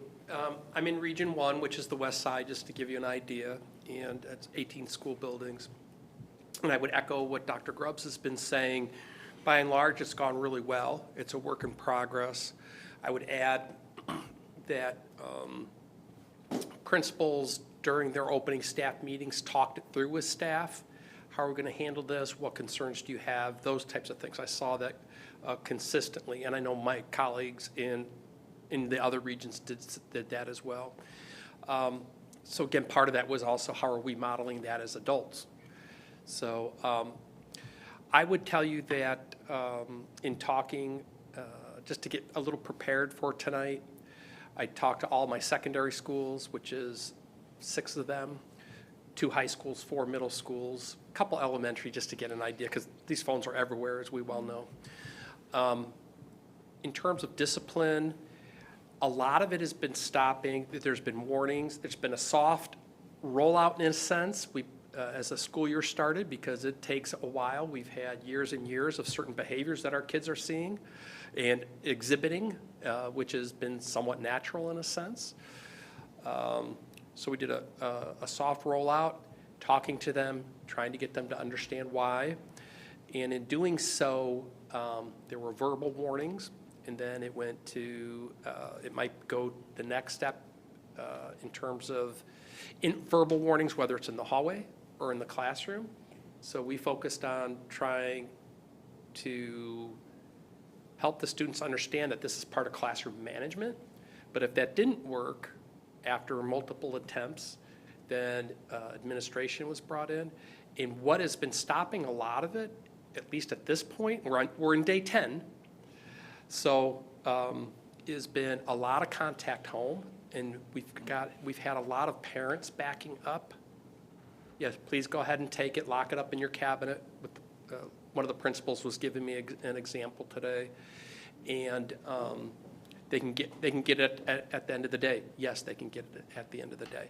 So we've had very little straight discipline as it relates just to the phone that has gone into any kind of in-school peak time. And I said just straight discipline to the phone, meaning sometimes phones, as you know, students, that's very valuable to them. Sometimes there are other behaviors surrounding that take it into a different area. But I would tell you in terms of discipline, it's been any type of discipline, it's been very low level in terms of the behavior modification type of attempts that our educators, our teachers, our IAs, because they're the front line, and then our administrators have had to deal with at this point by and large. And as Dr. Grubbs mentioned, I talked to a couple other areas, superintendents, and they're seeing the same thing occur as well. I hope that answered your question. Do we have any questions? Yes, go ahead. You mentioned before that you talked to representatives or members of the union about their concern. Was their concern before the school year started, or was that concern since the school year started? I think they still have the concern about the policing of cell phones and who's held accountable. The statute is not super clear in how discipline must be put forward, but it does say we have to prescribe how it would be put forward, and so that's where we came up with the term progressive discipline. But the actual day-to-day implementation of that, I think, is still a concern that continues to get raised.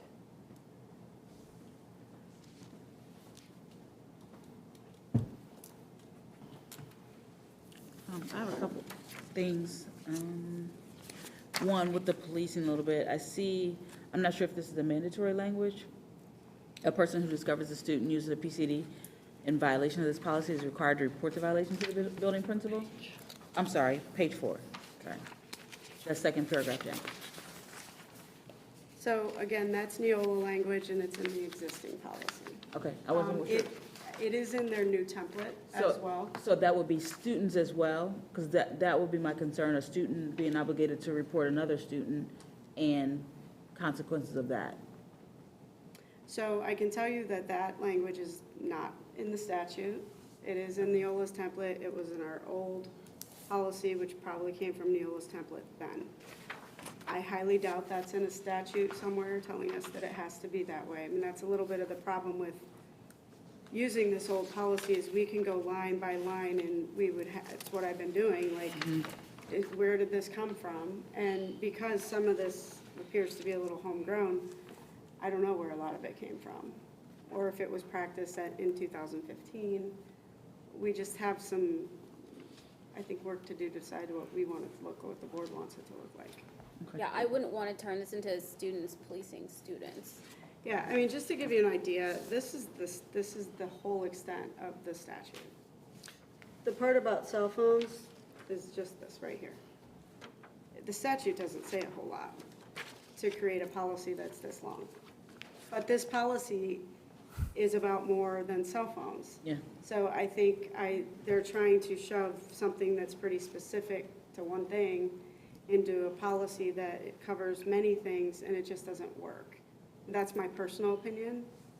So that It's going to be hard to make those work together, just from a drafting standpoint. My second one is the second paragraph, saying that with a health concern, if the board receives a written statement from the student's physician, should it say medical provider or whatever? Because I know, like, even something like FMLA doesn't have to be signed by a physician. It can be like a nurse's assistant or something, or I'm just wondering if physician is too specific, if it's inconsistent with other reporting for medical. That's, physician is in the statute. Okay. But I think that can be massaged to include more than just physician. And then Or something different. That's interesting. my last one is, and this goes, I know, Kyle, you mentioned this earlier, 1, 2, 3, 4, 5, 6 paragraph ground students may use PCDs before and after school during the instructional day, where it's supposed to go, and does it conflict with the first paragraph where it says, or during an active threat emergency, if permitted under the building's comprehensive emergency management plan, do those two go together? Most of it doesn't go together. Okay. I mean, no, I mean, that's Just the thing. considerations to throw out there. You're looking at 2015 language against brand-new language. I mean, think about 2015 versus now and threats and the amount of terrible things we've had happening at schools. They're looking at it from a different, through a different lens now. Okay. You're right, a much more, yeah. Right. So, I mean, there would need to be a lot of cleanup once we decided this is what we wanted, if we use this. This is what we wanted to say, and then you'd have to go and make sure that it works with all the other paragraphs. I think one thing that we could decide or have conversation with to make a recommendation to the Board of Education are the general topic areas. So the language may not be perfect. We all agree it's confusing in different sections. It hops around. We may not need all of it. But there are some like decision points that we need to discuss. And particularly, I think the first one that's popping to my mind is where we would like to recommend to the board that the PCDs be kept. If we would be okay if a student kept them on their person, but it was in their pocket. If we would need them to be stored away off their person, or what we would recommend to the Board of Education as far as that particular decision point. I think also another decision point is whether we want to recommend that a student could put it on silent or vibrate instead of turning the phone off. Another decision point that we could discuss is whether or not we would recommend changing the language so that they can be used on district school buses. We heard from Ms. Lothwell a little bit around why we might want to change that, particularly don't want to make our bus drivers police while they're trying to drive the bus. And then other vehicles, school-owned vehicles. And I think those were kind of the major decision points that we had identified would be helpful for this committee to have some robust discussions. So I will start the discussion with, do we feel like the did you have something before? I just wanted to ask, is it a school level policy now related to what your questions were? So like right now, for example, one of the high schools, they're required to be in their locker. They can't have them in the classroom. They also, this year, are not having their backpacks in the classroom with them. I don't know if that's district-wide. But is that just the school building deciding those things? That last piece, yes, is school by school. But what the current policy says is that they have to be kept out of sight, must be kept in a locker, book bag, backpack, pocket, or purse, cannot be kept in waistbands or other, but that's where Ms. Lothwell pointed out, then that conflicts with, you can't have it in your pocket, or you can keep it in a pocket, but you cannot keep it in a waistband or other areas of clothing. So perhaps pocket was meant to use on something else. It's confusing. What is our, But that's what district. currently are we telling our students, as we rolled this out at the beginning of the year? Because I know when I remember the superintendent kind of talking about it, I believe she has said that they can put it in their bag, pocket. I think she has said that. So we've been following obviously we have to follow the law, but in terms of how we deal with it, we were focusing on the current board policy. And just for the committee's understanding, we included, and please, Dr. Grubbs, correct me if I'm wrong, everything. So like from, the new glasses to the earbuds to the, the Beats to everything in terms of what we were telling the students to, let's make sure we have those away. Let's get just so we get that, have that idea, because, until the committee and then obviously the board makes that decision, then we'll be able to adhere to that. Yeah.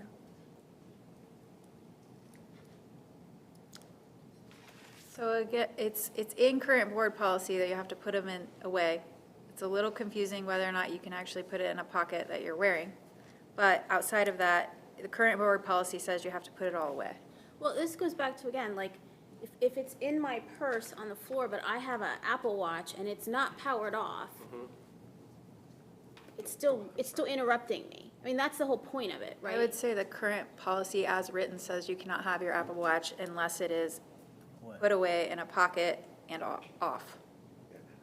Well, the current policy says that, but the law doesn't say that. The law's in So, May. The law Laws doesn't of say May that, on Apple but Watches.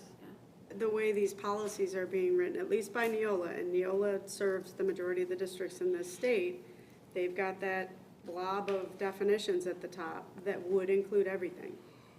And it seems to apply to everything. I'm reading the definitions like a lawyer, very strictly, like this only says cell phones. But then here it says we may tell them they can't possess anything that falls within this definition, which is a much broader sweep. So, I would posit the question, if you can't have your cell phone on you, why should you be able to have your Apple Watch on you? Because what function is your Apple Watch serving that your cell phone does not also serve, that you would need during the day? And maybe that's a health reason, but that's one of the explicit reasons you could have your cell phone out per the law. But wouldn't it tell time? It would tell time. So does your cell phone. Still put clocks in classrooms? Start putting clocks in classrooms. Do we have clocks in all of our classrooms? I guess said, it's a do good we question. still is actually what my question was. Don't know the answer to that. It's on the Chromebook. Yeah.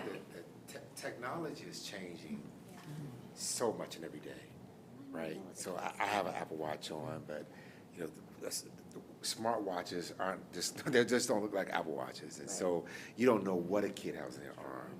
I don't know if you've seen the smart glasses. Yeah. Right? The glasses that Maurice Woods have on could very well be smart glasses. You just, you wouldn't know. And you can talk on the phone and you can listen to whatever. And so I think there's so many things and technology is advancing. Next thing you're gonna have earrings that are smart earrings. And so there's so many things that are advancing. So like Scott said, we've communicated no to everything at this point. And it's just going to continue to be a process. But I think whether you say Apple Watches, there's going to be a different watch out 6 months later that you won't be able to tell what's what, unless you're going to just ban no watches at all. I don't think that's... I think there's gonna have to, just like with AI, we're gonna have to keep adapting as we go, and maybe some of that stuff can fit in an AG or just general guidance and training. But if we try to write every piece of technology into a policy, we will be back revisiting this policy every single board meeting. I guess for me, I just don't feel like, I mean, I could sit here based on what I think and what I do with my own high school student, and, you know, but I feel like I don't know enough about how this is actually working, and from kids and teachers, and in terms of going, like you said, like expanding it or looking at it in different ways other than what is we absolutely have to have. And so, you know, we're going kind of down a rabbit hole now, but I mean, this is the reality of technology. I mean, my pre-K student wants a tracking watch right now. Right. So, I mean, is that allowed or not? No. So. And whatever we do, it's going to be an adjustment period. Yeah. Kids don't like it. Right. You know, we wouldn't like it. We said you can't bring your cell phone in. Oh, and don't get me wrong, like, it's not, I mean, like, we will be compliant and we will have to make tough decisions. Absolutely. But I want to make smart decisions that, like, don't make it that our staff have to over-police everything, like, Right. you know, and I guess what I'm saying is you guys have already started this. You've already told them, and if it's working, then maybe we just do that. We just write what you already are testing for us. If, you know, if we're seeing that it's being implemented well, it's being accepted well, it's working, you know, you're already starting the policy work for us. And maybe that's what I'm saying, like, more of this And understanding. I'll tell you the big change. We started this last year at several buildings. The big change is lunch mods, right? So, you know, in lunch, you would say to a kid, if you were a loner or a kid who just was to themselves, it was okay for them to be on their phone and to do whatever on their phone. Now we're saying, you know, from the time you step off the bus until the time you leave, no cell phones in sight at all. And so that's when you said, you know, the kids don't like it because, you know, at lunch or in that free time, they had the liberty to have their phone out, to check whatever or do whatever. And so that's probably the biggest change for kids. We've been saying all along in classrooms, no phones, put your phone away, you know, and confiscating the phone. The big difference now is when you have that that 30-minute lunch period to kind of have some free time and some social time. And now you don't have that. And so that's a big change. And I think that's the piece that schools, particularly your secondary schools, are working through to really get folks consistent on and the messaging around and the challenges. That's where the challenge comes with earbuds as well. You know, we have Chromebooks that we give kids. We do a lot of the same things on a Chromebook you do on a cell phone. You know, and so it can be complicated if we make it. But again, with 10 days in, our kids have responded incredibly well. You know, they have. And we're constantly saying to our school leaders, to our teachers, to everyone, it's about building relationships. You know, Board Member Ingles, I hear the concern loud and clear about where that burden's going to be placed on. And it's a team approach.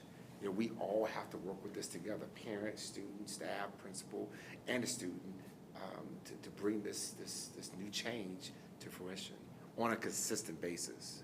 So, but it's a work in progress. Right, good. So I totally agree with you that I feel the urge to want to know a lot more, but I think just being clear about some values that come into this might be a good place to start, or at least just some guideposts. And I think we're talking about attention, right?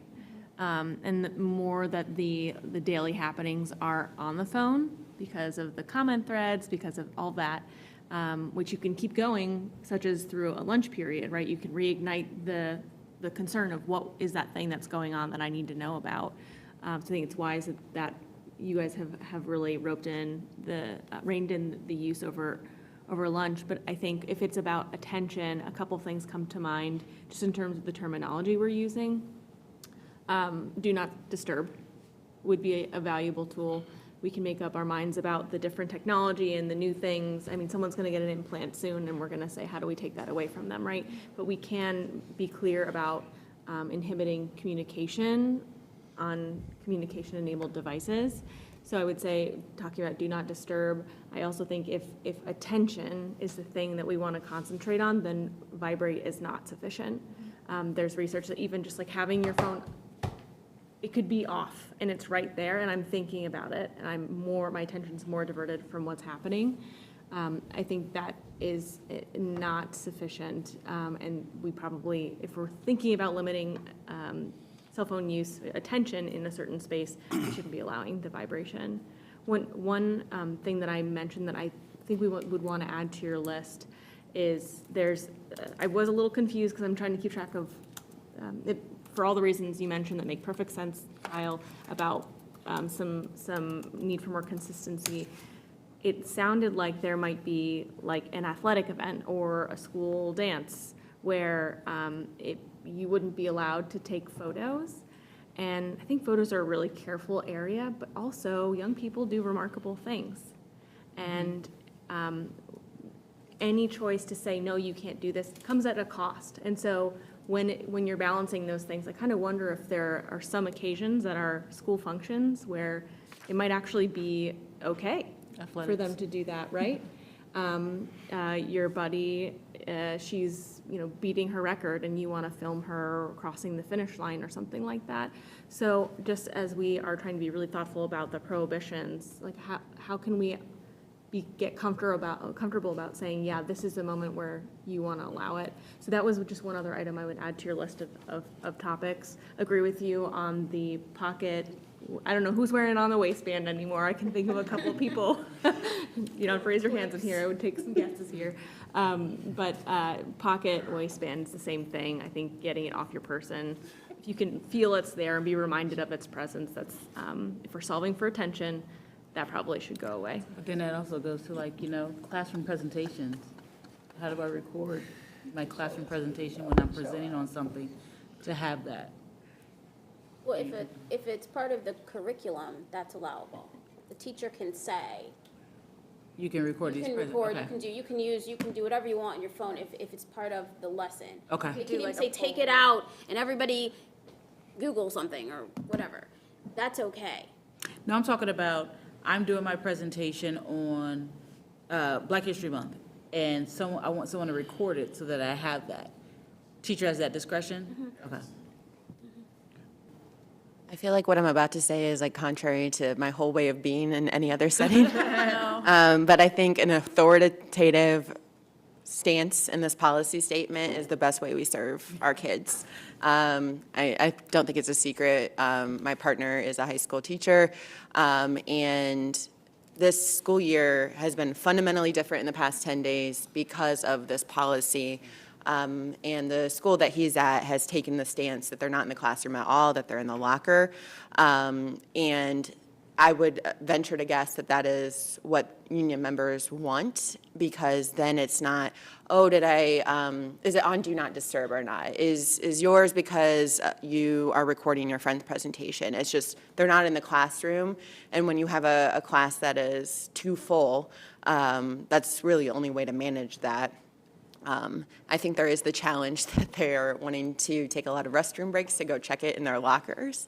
But ultimately, it's changed from him not being able to teach much at all in a class period because he's telling 30 students the whole class period to put it away, and feeling like he doesn't have the backing of the principal or the district to do anything beyond that, that it's just his individual discretion, where now that the whole school has come in and they've done this training, he is much more confident in saying, you can't have it in there. And it honestly, from the past 10 days, sounds like it's not been a problem. So I think these things make sense. They're important for the students to be able to learn. How do you use Do Not Disturb? How do you regulate your own attention span?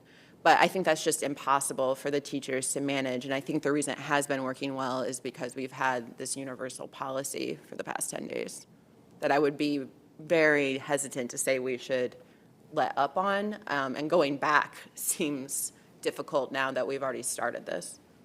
And I just want to verify that is contrary to my executive director. Ohio, she said. Put those rules in place. I agree with that, and I know that not only teaching, but the kids' mental health is better. I've seen that myself and my own student. I do want to say, though, when we say out of the classroom, we do have some schools who are choosing not to do lockers or book bags or things like that. So I don't know what that would then look like at a district level if we made a big, broad, I mean, they'd have to decide how to get them out of the classroom and store them or whatever. Just to kind of say that. So I think you might be alluding to, Board Member Adair, many of the schools across the district, not all of them, but they're either putting them in those pouches or they have lock boxes. Mm-hmm. And so for many of the buildings right now that's working, but there are just as many that don't have them, and we didn't have time to get those and get them in a consistent way, because there is a are we going to get them for every single classroom, and are we going to get enough for every single student? Many of the buildings have maybe lock box, like small little lock boxes for like 10 kids, or for they have the little where we could put them in, and or they have them in central places, that type of thing. So that I just wanted to mention that so the rest of the committee was fully aware that there are some of those things we could do that maybe keeps it away from, the pant pocket and all that stuff. Because we all know that kids amazingly could have their phone in their pocket and they're texting away and they're not even looking at it. So I guess just another thing to consider amongst all the things that you've mentioned, Board Member Ingalls. I just want to say one more thing, because sometimes it's the parents' fault too, because I've caught myself, like, I'll look at parent portal, I'll be like, where are you? You're not in class. I got the tardy, right? And I'm like shooting the text because she's not where she's supposed to be. But then that's prompting her to then look at her phone, even if it's in her purse. Okay, so for sake of time, I will recapture what we have just talked about, but there is one last decision point that I do think would be helpful. Can I make one last comment, too? Let me get off this thought, and then I will come right to you first. There's one last decision point that I think that we as a committee should have some discussion on, so that I can carry that forward about what the discussion was at the committee level regarding riding to and from school on school buses or other board-provided vehicles, and whether or not we are comfortable with basically removing what is current policy that you cannot use PCDs while doing such activity, and taking the recommendation that they can do that so long as it's, not disruptive or harmful to other students. So can I just add some clarity around that related to the policy? So we're talking about Section E, which I believe is on page, I think it's in a couple spots. too many tabs. It's on Yeah, two. it's a Section E is on page 2, and then the first paragraph on page 3. Yep. So that's kind of what we're referencing here, and there's an inconsistency there. And I know we've talked about it from kind of the administration's position, but as someone who's over transportation, I also feel like there's a distinct difference between the disruption in a classroom with a mobile device and the disruption on a school bus with a mobile device. I think it's significantly different. I also believe, as a parent of 2 former high school students, it's critical when they're on buses and the buses are delayed and I'm at work and I'm wondering, did they get home? And, it's important for them to be able to communicate with their parents, kind of where they are with the status of the buses. So I think there are a couple reasons that I would recommend that we look at maybe striking the E on the bottom of page 2. And just being consistent with what's on the top of page 3. Just some feedback from my perspective. Can you share just what's happening right now on buses? They're using their phones. They're using their phones. Yeah, and it's not really, it's not distracting the bus driver. There's other issues that are distracting the bus drivers, trust me, and it's not the phone. So they're using them. I don't see them as a big issue currently, and I can imagine that it would make buses more safer if students weren't using their phones on the bus. So striking E would be policy that would be consistent with what's going on right now. That's correct. Thank Yeah, well, you for that there are feedback. portions of the second option, because that includes at the discretion of the bus driver. Yeah. So I don't think that's what I don't we think want we need either. that, yeah. Thank you for that feedback, CO. That's really helpful. And I think that could be part of our recommendation too, is just to allow for the uses on buses. I did promise Dr. Lunsford I was coming back to her, so I'm going to go ahead and do so. Thanks, I'll make it quick. And as we're talking about, what students use the phones for, I just don't want us to also forget that we talk about technology, times are changing, but times are changing, period, when it comes to disasters and emergencies and the intensity of those. And so I could just see a parent making the argument that when my child, everything's all good until it's not.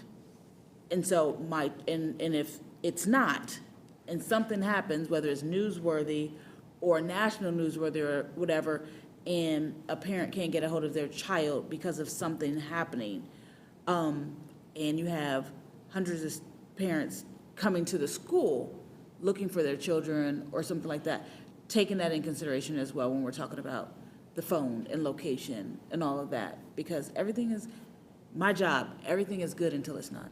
So I always have to keep that in mind. Yeah, that's what the language about the active threat or emergency have permitted under the comprehensive management plan. So that's exactly, and when this was written, that was the biggest thing that they. Yeah, but I'm talking, needed. but when we're talking about location, if we're talking about lockers, that means nothing to a person who's barricaded in their bed, in their classroom, and that phone is in a locker, locked away in a bag or something like that. Just thinking about that as well. I think that's probably the number one complaint parents have about this, is that exact scenario, that they can't reach their kids in those settings. But I think that is, because we do have these comprehensive emergency management plans, there are phones in every classroom. And I think it's just, as a general practice, making sure parents are aware of what happens in an emergency, and how they should be getting information, how information will be coming to them. And so I'm not, I know this isn't about, we have other policies that direct this, but maybe in conjunction as this is rolling out, we kind of amp up more education on that emergency side. with information to parents about, you know, if something does happen, this is how you should be expected to be communicated with, or how to find your child, or, I don't know. But I hear you. That debate, though, is one that's well worth having, does a policy where you have to lock it in your locker make sense? Is it better to say it has to be out of sight? So whatever that means, you cannot be touching it, cannot be on your desk, out of sight, something of that nature, and that's language that we could massage and get to. So I want to recap the main decision points, I think, that I was trying to get us to. We have hit, and I really appreciate the robust discussion. That's where I think in our policy governance model really supports is the robust discussion on kind of the decision points so that we can get things in a good place to the board. We know that we're going to have to work on the language and clean it up and write it in a way that makes more sense for the flow. But I think that we've come up with the concepts and we've had really good discussion that we can carry forward. So to recap, and I would like your feedback if I misinterpreted or misstated anything that you personally would want to stand behind as an individual or as part of the committee. One thing that we discussed was the intent behind how the phone must be set. And so in some way that is not disruptive, and that means not on vibrate, turn it on silent, or turn it off. Some element of that function is what we would be recommending. Some element of your phone must be out of sight, though we disagree on exactly what out of sight means, but some aspect of it's out of sight, out of mind. Allow for certain circumstances like after-school activities or other extracurriculars for phones to be used, and maybe think about developing some guidelines about what makes sense for when those devices are used in those types of instances that both protect student privacy but allow for free flow, creative conversation, and also just, you know, whatever they're doing in that moment. More clear directive, I won't say authoritarianism, but a directive about no phones at all. It really just should be away, not in the classrooms. And it seemed like we mostly agreed that we should allow them on our buses, allow for use on our buses. Sarah and legal team, there was a comment about ELL students in particular. This is silent to that. It does mention IEP students. But with the amount of ELL students we have, and understanding that a lot of them are not going into schools that have ELL specific classes, those devices do become very important for translation. I don't know if that needs to be here, but I do want to lift that up again, because maybe that's, you know, something that our ELL team can like designate, like put a sticker on a phone or something, so everyone knows, like, this is a sanctioned translation device right now. And then that student isn't constant. I mean, you know, people will learn, but, you know, I don't know if we want to. I think that, as I read it, I feel like there is a bit of broader language about student learning, where it says, if determined appropriate by the board, devices for student learning or to monitor or address a health concern. I think arguably that is for student learning, and that could be determined by the board to be appropriate use for student learning. Does it need to be called out and lifted up further so it's really clear? That would be a decision for the board. With advice from our folks who know what's going on in the buildings. I would argue the broad interpretation is friendly to our students, right, and not spelling that out in a policy might be helpful. Did you have something, Mr. Woods? No, I had a thought. So when we did the school closing policy, we lifted a couple of exemplars of districts that kind of had gotten it right, or we felt were doing it relatively well. And we leveraged kind of their examples as we reviewed this. I know there's a couple districts, predominantly in the Florida market, that has a high ELL population. They did this, I want to say 2 years ago, and I think they just recently updated their policy. So there might be some learnings that they've had and they've reflected in their most recent policy that could expedite us going through some of those same growing pains. So it might be worthwhile to maybe lift Miami-Dade's and maybe Broward County's cell phone usage policies to just see if there's anything that we can learn from what they have there. I think we could look at that. I would contemplate to be careful because it's not Ohio law. So we It's have- not what? Ohio law. Yeah, that's, yeah. That'll be the trick.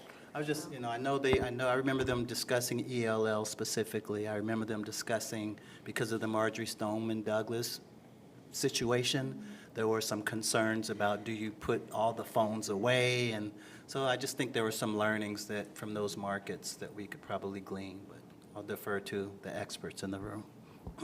Could you help us compile that information and work with our policy team to kind of present that back? I can help put you in contact with the policy folks. I can help do that. Chair Ingles, I wonder if it would be worthwhile to ask, like, probably the high schools. Actually, when you said district, I thought you were referring to the individual schools to see if there's, since they're doing Good different models, if practices. there's one that's been working better than another. Yeah, and I think our team is kind of compiling that currently, so if you could kind of help us compile that so that we're ready for the board meeting as well. That'd be really great. Thank you. Thank you. Okay, so to summarize, I'm going to attempt to do this into a motion. Knowing that this language is a little complicated and we are not endorsing any specific language, but we are instead recommending concepts to the Board of Education that will be developed through clearer and concise language that reflects these concepts. The concepts being, we would like to recommend to the board consideration of a policy that electronic communication devices or PCDs must be on silent or off during the day, flexible on if that's an or truly or and, something of that recommendation. Out of sight, allow for certain circumstances like after-school curriculars and other activities. More clear directive that really no phones at all except for the legally required exemptions. Allow for the use on buses and clarity in the structure of the policy itself. Did you say an extracurricular thing? Yes. Did I say what? That's right.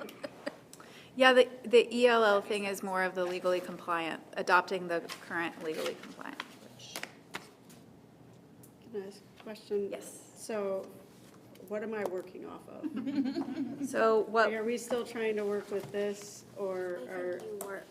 I think that we've agreed that that is too confusing to work off of, and what we need is a clean copy that encompasses the legally required pieces of what we have to have in policy as required by law, and then these additional components that we have discussed as a committee.